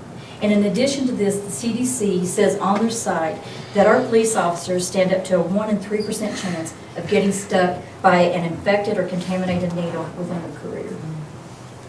On a personal level, I will also tell you that I am a single grandmother raising 4 grandchildren as a direct result of this epidemic.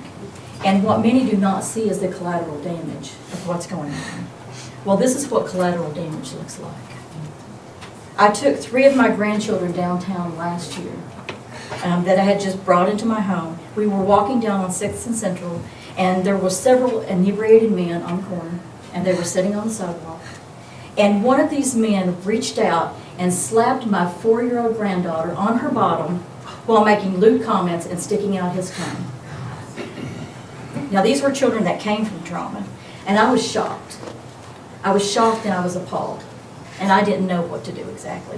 But I can tell you that it took months of therapy, and my granddaughter is still not through it, and she still doesn't want to go downtown. And I can tell you about my oldest son. He's looking at 28 years in prison. 28 years for repeat drug offenses. And I may never get to hug my son again. Never. When I asked him the other day, I said, you know, what would you change? If you could change something, what would you change? And this is what he said to me. He said, Mom, I wish someone beside you would have told me no. I wish I wouldn't have had free access to needles and to Narcan. He said, me and my wife went down on the corner and we would get the needles and we would get the Narcan and we would take it and get the methadone, then we would sell it, and then we would stay high. He said, everything I'd done while I was intoxicated. So, you know, this system has failed my family. And as a result, I'm raising traumatized children that this system has failed. In closing, I'm just going to say that if we keep this program in the city limits, we are failing our city, we are failing our citizens, we are failing our children, and we are failing the people that come to us with substance use disorders. We are not doing it as service to any of these. This is failing people. This service is failing. This is not an attack on Charmin or the cafe. This is something that needs fixed. Thank you. Thank you.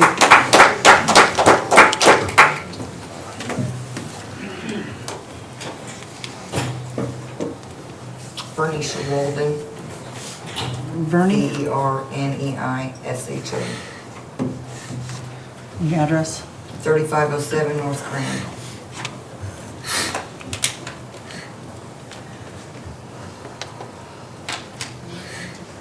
Two years ago, I became homeless, and I was placed in a place for a season.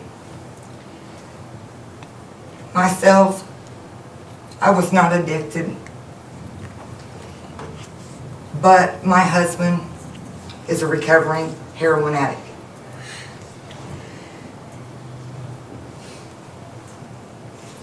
When I became homeless, I had nowhere to go. And by the grace of God, I was put out at the Gray Haven Motel. And I wasn't used to being around people that used needles. And I got a relationship with those that lived out there. And the way I love my neighbor is not handing them a needle. I watch people die out there with needles in their arms. I watched people that I got close to lose their arm from using needles. It's not about hepatitis and AIDS, because my God can take that from you, just like He can take addiction. And I think that this needle exchange program was a good thing when it first started. I'm not against Charmin or anybody in this, because I think this town needs help with the mental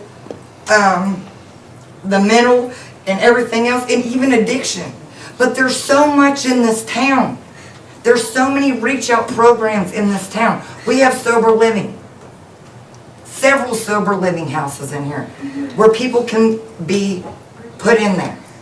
Yes, it takes them, but we also have churches that help. We have God that will take this away from any addict as long as you stand before Him. And the way I love my neighbor is not handing them a needle. And I have pictures. I have grandbabies. I started the petition in this town to have this stopped. Because when my grandbabies come down the steps to take their dog out, and they have people laying underneath the steps with needles sticking out of their arms, open capped needles in cigarette packs with blood in them, and my grandbabies have to see that, they're 7 and 8. Is that telling them that it's okay to do this? Like, I don't understand it. I don't understand why handing a needle is going to get anybody sober. Grab them, give them love, and show them that you want them here. You love them. Not hand them a needle and say, here, go ahead. Because you know what? Hepatitis and AIDS is only one thing. What about fentanyl? What about fentanyl? I lived at that hotel and I saw many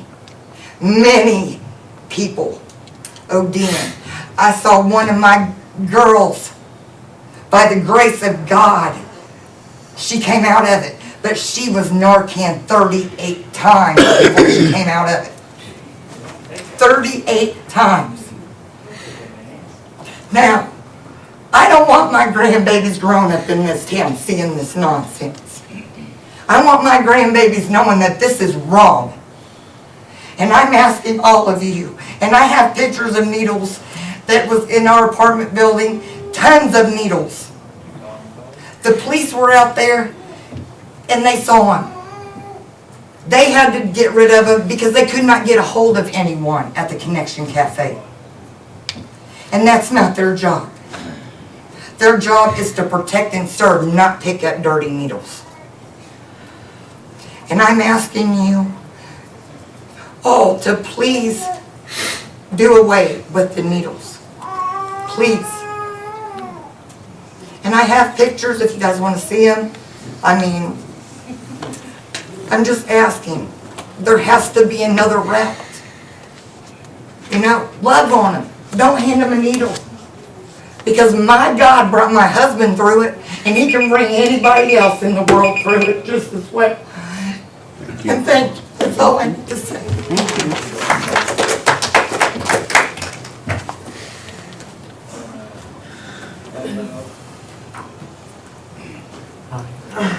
name is Jordan Otterson.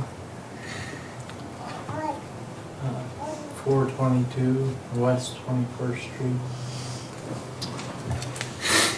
Okay.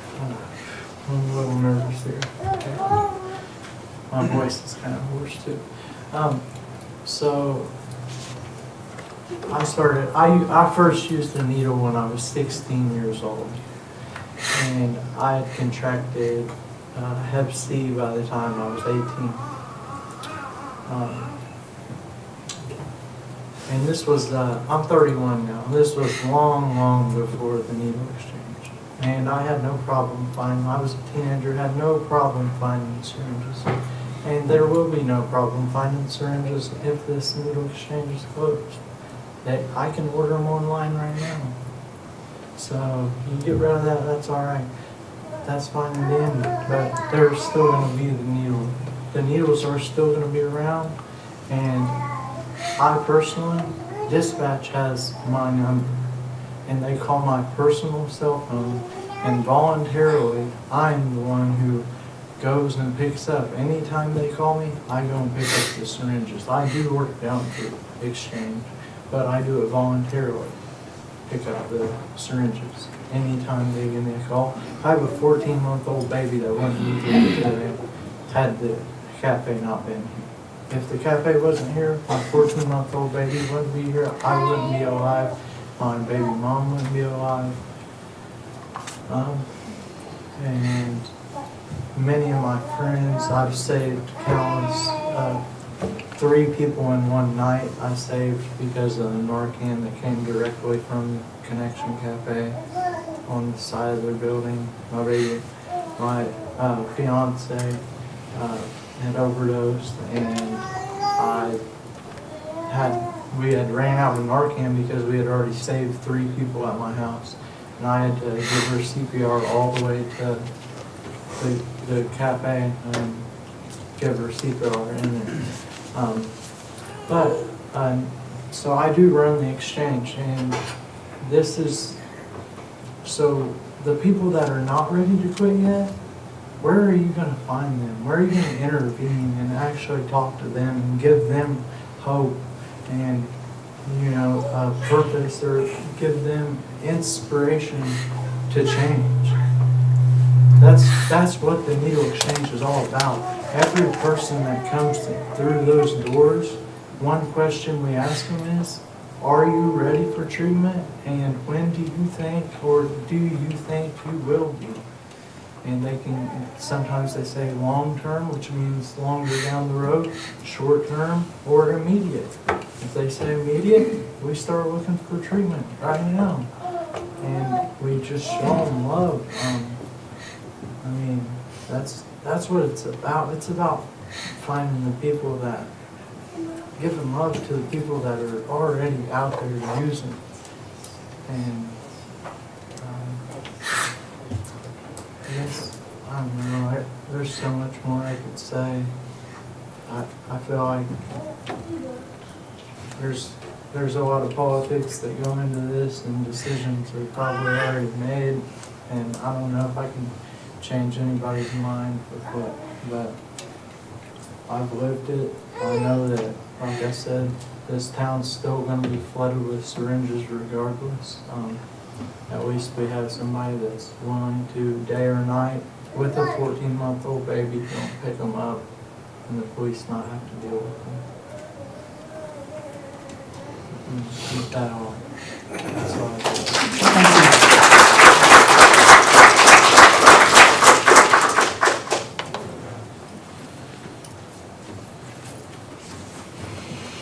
My name is Amanda Melville, M-E-L. Wait. Last name? Melville, M-E-L-V-I-L-L-E. 400 West 27th Street.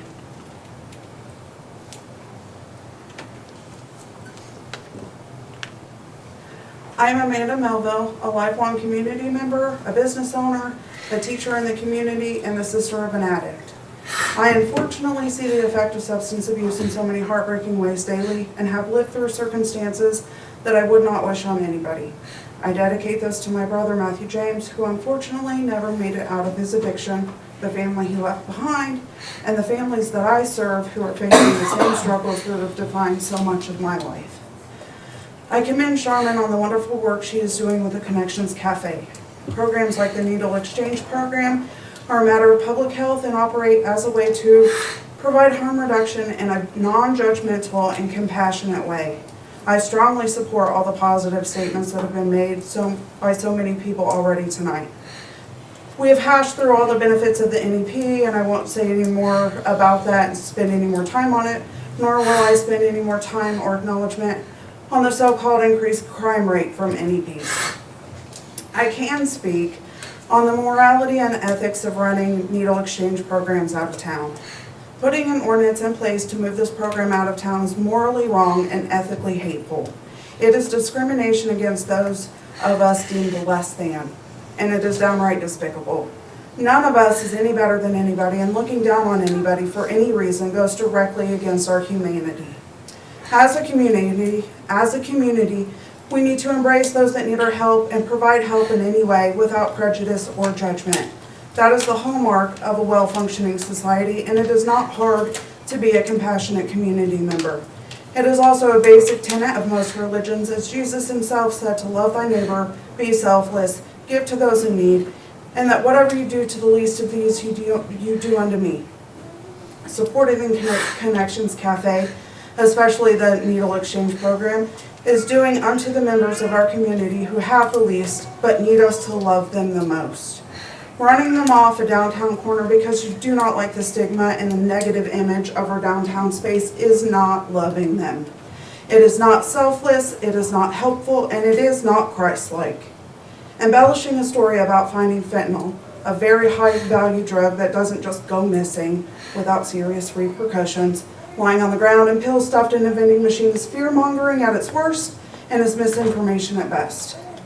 And I would like to address the fact that it does not take 38 times to Narcan somebody out of an overdose. In fact, more than 4 doses or 16 milligrams is not recommended by the naloxone administration because that means it's ineffective and will not work for revival. If the city is concerned about having a nice downtown space, we should be more concerned about passing ordinances regarding to the derelict buildings that are rotting and unavailable for use for anything other than being a storage unit or the bars downtown. Moving the syringe program outside of city limits is also not a viable option. The people that use this service hardly have transportation to the dollar store on the other side of the town or Walmart, much less outside of town. Limiting their ability to access the program is essentially shutting down the program and should not happen. I will leave you with these thoughts from Gavin Hunter, author of The Intersection of Harm Reduction and Zoning Law, published in Indiana Law Review in 2002. Finally, it is imperative for local citizens and organizations to stand up against unfair and prejudicial practices when public health initiatives are threatened. As stated previously, harm reduction sites are often some of the only places within a community that a person struggling with substance use disorder issues can receive non-judgmental and compassionate care. Without access to these resources, more users will continue to go without care and without the resources that will continue to support them on the road to recovery. It is the responsibility of individuals within these communities to act as stewards for those that have been dismissed or overlooked by society. Members of a community must have compassion for one another. Every member of a community is entitled to the same level of compassion, no matter their experience with substance use disorder. Thank you.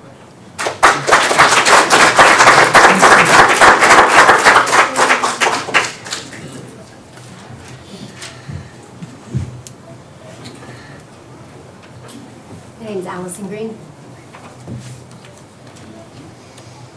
My address is 3223 South Inverness, INVERNESS Farm Road in Bloomington. Bloomington?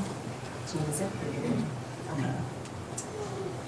City Council members, Mayor Frank, good evening. I'm Allison Green, and I'm a faculty member at Indiana University School of Public Health in Bloomington. I'm also co-founder of the Connection Cafe, which we opened in response to Fayette County having the highest opioid-related overdose mortality rate in the state. The year prior to opening, we collected as much data and evidence as possible to inform our approach. We conducted interviews and focus groups with community members from diverse sectors to best understand the impacts of substance use in the county, and of course its connectedness to poverty, unemployment, mental health issues, etc. We also sought to understand what you thought it would take to enact positive change, to save lives, to improve outcomes, to strengthen community indicators. It was with this input, combined with research from the field and evidence-based interventions, that we prioritized rebranding and relaunching the syringe service program as part of a broader harm reduction program. We went before county commissioners. We described the significant need. We worked in partnership with multiple entities on our plan, and we were approved. Since we were first approved in 2019, we've gone up and been approved 2 additional times. This is the state-approved process for SSPs or syringe service programs to operate within a county. We proceeded with opening the Connection Cafe, which uses an evidence-based public health model to integrate harm reduction, recovery, and community connection. Our integrated low-barrier, one-stop shop approach has not only garnered regional and state awards, but we've been invited to share the approach that we use here in Connorsville on a national stage with folks around the country because of how impactful it is. Syringe service programs reduce risk of overdose deaths by teaching people how to prevent and respond to a drug overdose, providing them training on how to use naloxone, a medication used to reverse overdose, and providing naloxone and drug testing strips and other supplies. When we opened the Connection Cafe, the Fayette County rate of overdose mortality was 91.1. That was 18 to 19 deaths a year in 2019 and 2020 respectively. Every year since we've been opened, we have seen significant decreases in the overdose mortality rate. From 19 down to 14 in 2021, to 9 in 2022, to 7 in 2023. That's more than 50% decrease in the rate in just the short time that we have been opened. Syringe service programs help reduce transmission, as you've heard, of viral hepatitis, of HIV, and other bloodborne infections. The current rate here in Fayette County of new cases of viral hepatitis C, 3 times the rate of the state of Indiana. 3 times the state. It's a problem. Research supports that SSPs are associated with approximately 50% reduction in HIV and HCV incidence. SSPs reach people who inject drugs in often hidden and marginalized population. 30 years of research has shown that comprehensive SSPs, like we have here at the Connection Cafe, are safe, they're effective, they're cost-saving, and they do not increase illegal drug use or crime. Research shows that new users, as we've heard earlier, new users of SSPs are 5 times more likely to enter SUD treatment and about 3 times more likely to stop using drugs than those that don't have access to SSP programs. It's about those connections. It's about every time, as Jordan just said, every time asking, how ready are you today? How ready are you tomorrow? Every day asking. SSPs protect the public and they protect first responders by facilitating safe disposal of used needles and syringes. As many as 1 in 3 officers may be stuck by a used needle during their career. Needle stick injuries are among the most concerning and stressful events experienced by law enforcement officers. SSPs are shown to lower needle stick injuries to law enforcement officers by 66%. And our state-reported data supports that Connection Cafe has collected nearly 374,000 syringes since we have opened. We have a syringe return rate of 118%, which means we've collected more syringes than we've distributed. In summary, the program and services of the Connection Cafe, including the syringe service program, demonstrate strong, evidence-based public health practice that improve and save lives. With this proposed ordinance, the city would not only further marginalize some of your most vulnerable community members, but would risk potential federal and state litigation and potential Department of Justice investigation. As written, the ordinance violates federal civil law and violates state law in that Indiana code has already authorized it. David Sinkman, the civil rights attorney who emailed you yesterday, will make himself available as you deliberate if you wish him to. I hope in the meantime that you will not vote yes on this ordinance. Thank you.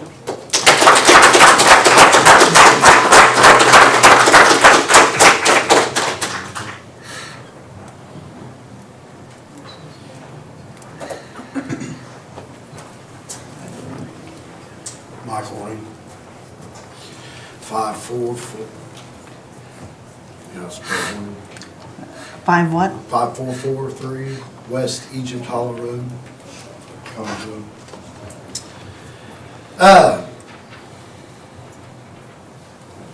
Wow. Lots of data. I run 2 men's recovery homes here in Connersville.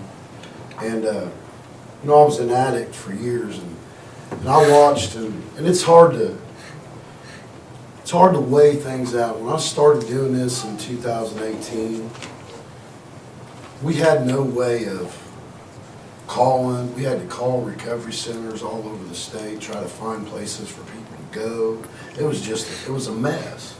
So we've come a long way with DMHA and Recovery Works and all this funding from all this opioid grant money, and it's hard to channel where you put it and how you use it, but in the last year I started a new recovery home over here, and trust me, when it's state regulated, it's regulated. Anything to do with the government. So I know that what goes on at the cafe has to be regulated. It has to be documented. Everything, yes, the city, the citizens, the concerned citizens, it's one thing, man. You see people that are hanging out, you see something from the outside, but there's something going on the inside.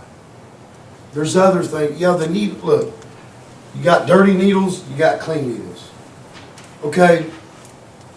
You're going to have needles. So if it was your child, what would you rather them have, a dirty needle or a clean needle? Okay, I'm up in the air with the whole needle thing. But the point is, these people need reg. And we have people, and look, and I did construction for years. I did truck driving a few years ago. Look, you've got people that own businesses, and I get it, man. You got to make money to live. Our community needs to be cleaned up and look nice, and we want that. But if we do that at the cost of people dying, have we really cleaned up our community? Have we? And like I said, I'm up in the air with the whole needle exchange thing. I agree to disagree. But at the end of the day, we got to measure our community in love. And have I loved the least of these? Look, I was a drug addict for 17 years. I watched people shoot up with the same needle for 5 days, where it'd be so dull that they could push it all the way through their vein and have to pull it back because they had to push so hard on it. Trust me, if it was some of your family that, God forbid, was addicted, you would rather them have I never shot up, thank the Lord, and I got delivered from all those years of addiction, and I thank God for that. It's by His grace every day. But if we're not meeting people where they are, then what are we doing?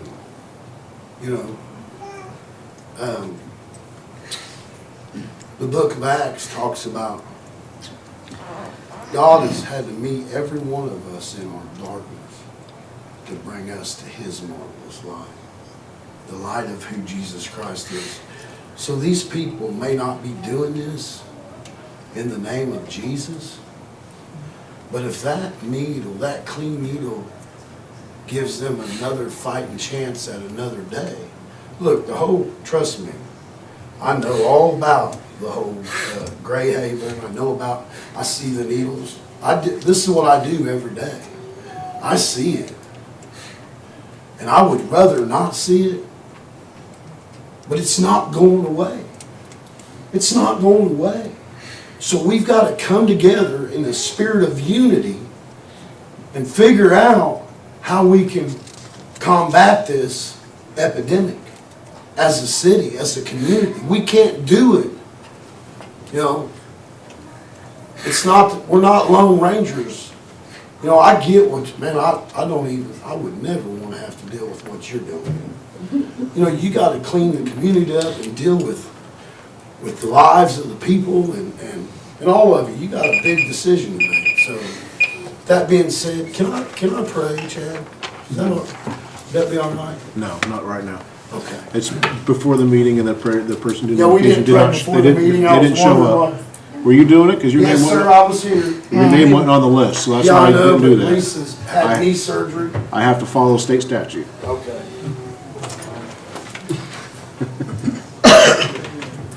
Anybody else? Yes, sir.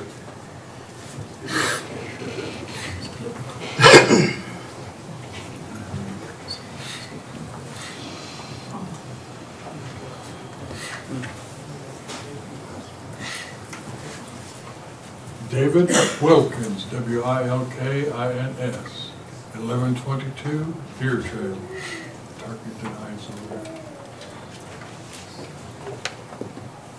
I want to congratulate you folks right now. I've sat here the whole time and I've watched you guys and gals pay attention.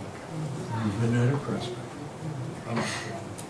Whether you agree with my position or not, you were paying attention. I think you should be commended for that.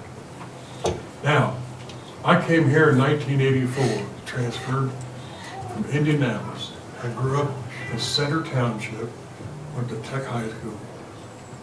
I know what it's like to be afraid to walk down the street.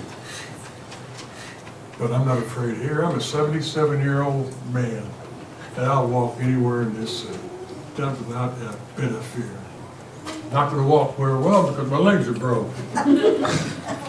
But anyway, I've sat here and listened, and I've found out a few things, and we're great supporters of the cafe as Eagles and Eagle Riders. We do a benefit for them every year for mental health awareness. But they don't give a needle unless somebody exchanges a needle. I found that out. I didn't know that. And when you exchange a needle, you also get conversation about treatment. I didn't know they did that every time. But I do now. So, in closing, like I said, just closing arguments. We found out things that I didn't necessarily know, and I don't know if you knew. But I seen you paying attention, not only. But I think the needle exchange is important. It really is. Like I said, I'm from Indianapolis. I work for the International United Auto Workers. And I travel quite a bit to different cities. I've closed plants in Gary, Indiana, and various things like that. So everybody had problems. And I always had companies that say, for at least one time, maybe two, sometimes 3 or 4, that they'll offer help for alcoholics or anybody with any kind of substance abuse. These people do good work. I think the needle exchange is important. We found out that needle exchanges help with disease. I think you have to consider that. I'm sure you know. Needle exchanges, like I said, helps people get it to people that need treatment and get offered treatment, talk to you about treatment. And I'd also found out that if you have to exchange a needle to get a needle, why are we finding needles out in the public? Those people aren't involved with the Connection Cafe or the needle exchange apparently, or at least the majority of them are. So with that, in closing, thank you very much for paying attention.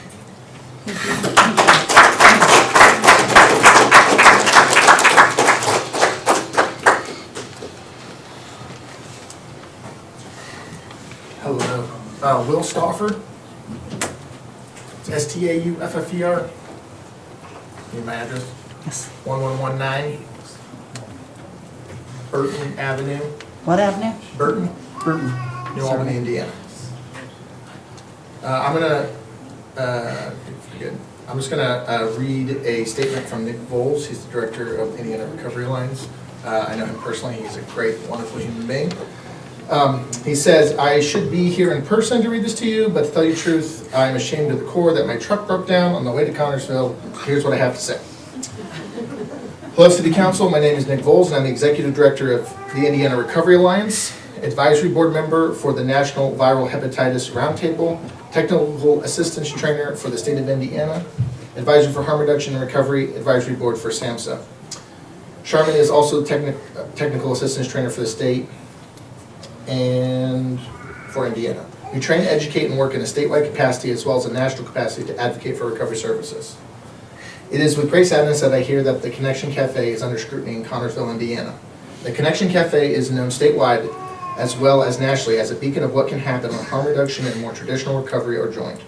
Connection Cafe is a template for what robust recovery devices should look like. Indiana is one of the only states that showed an 18% decline in fatal overdoses. This is directly because of organizations like the Connection Cafe. The expertise and services provided by Connection Cafe are exactly what evidence-based services look like.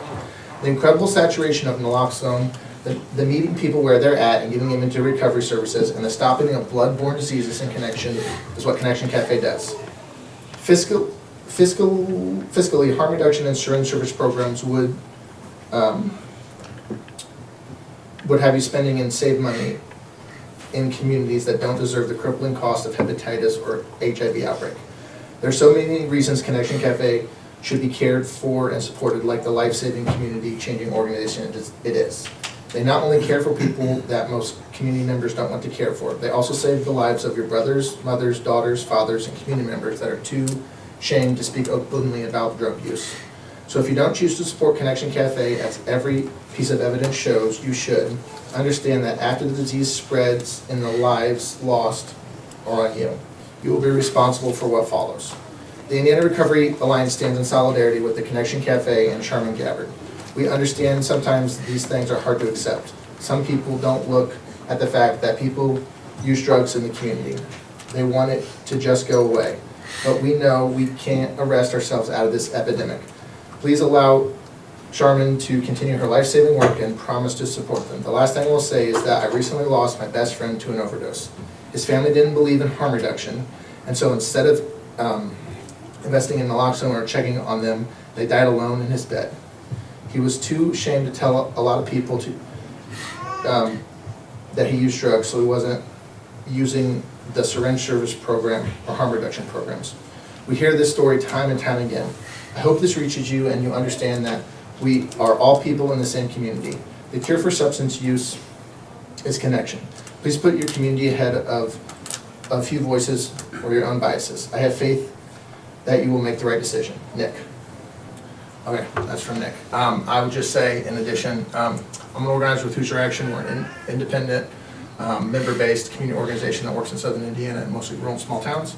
And I've been organizing for 5 years, and I primarily work with people in the recovery community. And I think the reason I love to do that, and the reason that this work gives me so hope, is from all the stories that you heard of people who have taken the worst parts of their lives and the worst things that have happened to them, come together and rebuilt their lives and are actually trying to make it better for other people. They are like such an inspiration to work with, and I'm just gonna say, the light of God shines so bright in them. Like, it is really hard for that light not to break through, and I'm sure you felt that tonight. But they are so good community members and like people you want to work with, and so I just suggest and like really encourage you to like reach out to Charmin and like try to come to solutions together, because they're like some of the best people that I've ever known. Thank you. Thank you.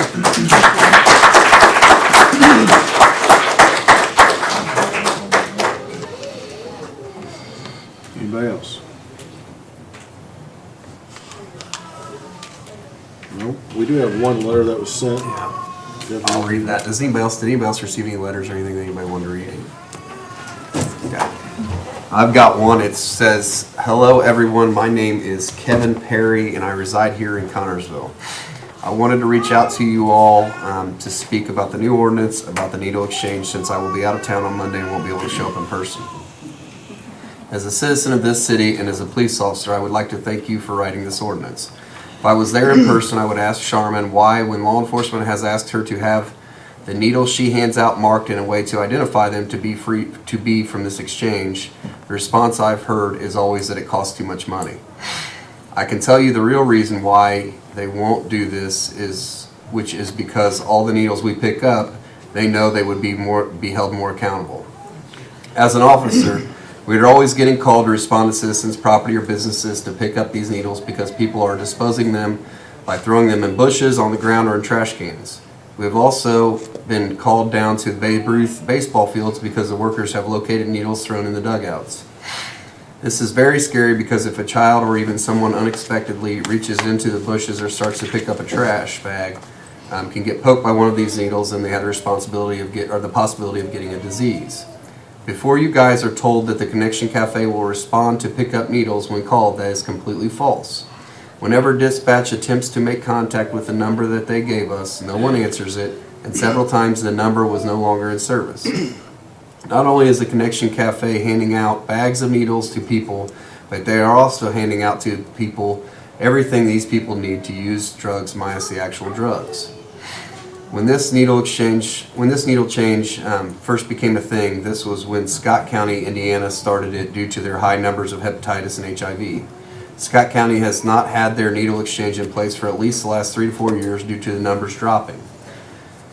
Fayette County, on the other hand, continues to be a source for drug users to, not from here in Fayette County, but from other counties and even other states. These people get brought here to our community and then are homeless as they have nowhere to stay. We're always talking about wanting Connersville to grow. Sorry. We are always talking about wanting Connersville to grow as this is a great community. However, we are not getting the people to move into the community that will help us grow. Just this past week, I arrested a subject that I have arrested numerous times for drugs, and when I asked him why he didn't get off of them, because he's actually a great guy, his response to me was that it was too easy for him to be an addict here in Connersville. I asked him why that was, which he stated because I only live 2 blocks from a place that I can get whatever I need except my dope.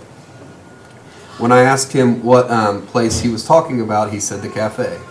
My question is, if we want to see these people get off of drugs, then why do we not help them get clean rather than keep giving them the utensils to keep their injecting the illegal drugs into their bodies? I would like to see these people to get clean and do good for themselves. I'm sure there are people in the audience that are in favor of this program but do not reside in Connersville. My question to them would be, do you have this program in your community? If not, why are you here in our community pushing for a program that most citizens and law enforcement do not want? Council members, ask yourself if the towns that are growing actually have programs like this one in their community. My wife and I grew up in this community and moved away for about 10 years before moving back to raise our family. We have 5 children, ages 21, 18, 15, 9, and 2 years old. We want to keep living in this community and are wanting our children to stay here and raise their families here as well. Thank you for taking the time to read this, and again, thank you for writing this ordinance, which I strongly support. Kevin Terry. No other letters? Oh, yes. Okay, last time, I know we gave last call, Ben Wells, anything you want to say? Can we ask the students how they feel about this? Hold on a second. Not yet, still public hearing. Oh. I guess we can during the public hearing. Go for it, sorry. Do either one of you students want to stand up and voice your opinion on the situation that we're dealing with? I mean, you guys are the teenagers and stuff. You know a lot of things that go on. So you don't? Oh, what? Hold, you gotta stand up. Take the seat. Do I need to say my name and everything? Yes. Yes. Just say your name. Don't say your name. Just say your name. You're probably a minor, so don't give your address, sorry. Yes. Amber? Emma Ruff. Emma. I just know that my stepmom works at the community corrections office, and she was talking to me about it. And like, from what I've heard, I'm more for taking the needle program away, but I like the idea of keeping it like here, like the support and everything that everybody's talking about, that is allowing them to get that hope. That's what they're talking about, to keep the support here, but taking the needle program away, and that's what I think is best for our community, and that's what my stepmom thinks as well. Thank you. Thank you. Thank you. Anyone else? Okay. I will go ahead and close the public hearing. Again, as I said, we're not taking any action tonight. This was just a public hearing, and council can do the research, discuss it, and then if we do present an ordinance, it will be either the same ordinance or a modified ordinance or nothing at all. That's our options. So I didn't want to make any decisions tonight. I just wanted to hear what the public had to say. And I do want one clarification. I know that, it doesn't matter, I have the beauty of not having a vote, so it's irrelevant what I think. I think there's a little bit of confusion out there. This is not in any way, I don't think there's anyone that has ever complained about the Connection Cafe and the things that she's doing with that program, or what everyone's doing with that program. It's very important for everybody to know this is just a discussion merely on the needle exchange, not to, there's no discussion to get rid of the Connection Cafe or her specific program in general. It's just whether or not needle exchanges should be permitted in the city of Connersville. That's the only discussion, not the other great things that all of these treatment providers, I think we had several that I'm familiar with speak today that I know have helped my clients significantly. So I know there's a lot of great things happening out there, but the point of this is specifically only about needle exchanges. Correct. Thank you. Is there, I'm sorry, can I ask a question that has not been addressed yet that might help go into? Public hearing's over, so I'm not going to reopen the public hearing. So with that being said, is there any other old business from council? Miscellaneous business? Okay, we've already had our public comments, so we'll make a motion for adjournment. So moved. Motion second, all in favor signify by saying aye. Aye. Opposed, same sign. Motion carried. Have a good evening.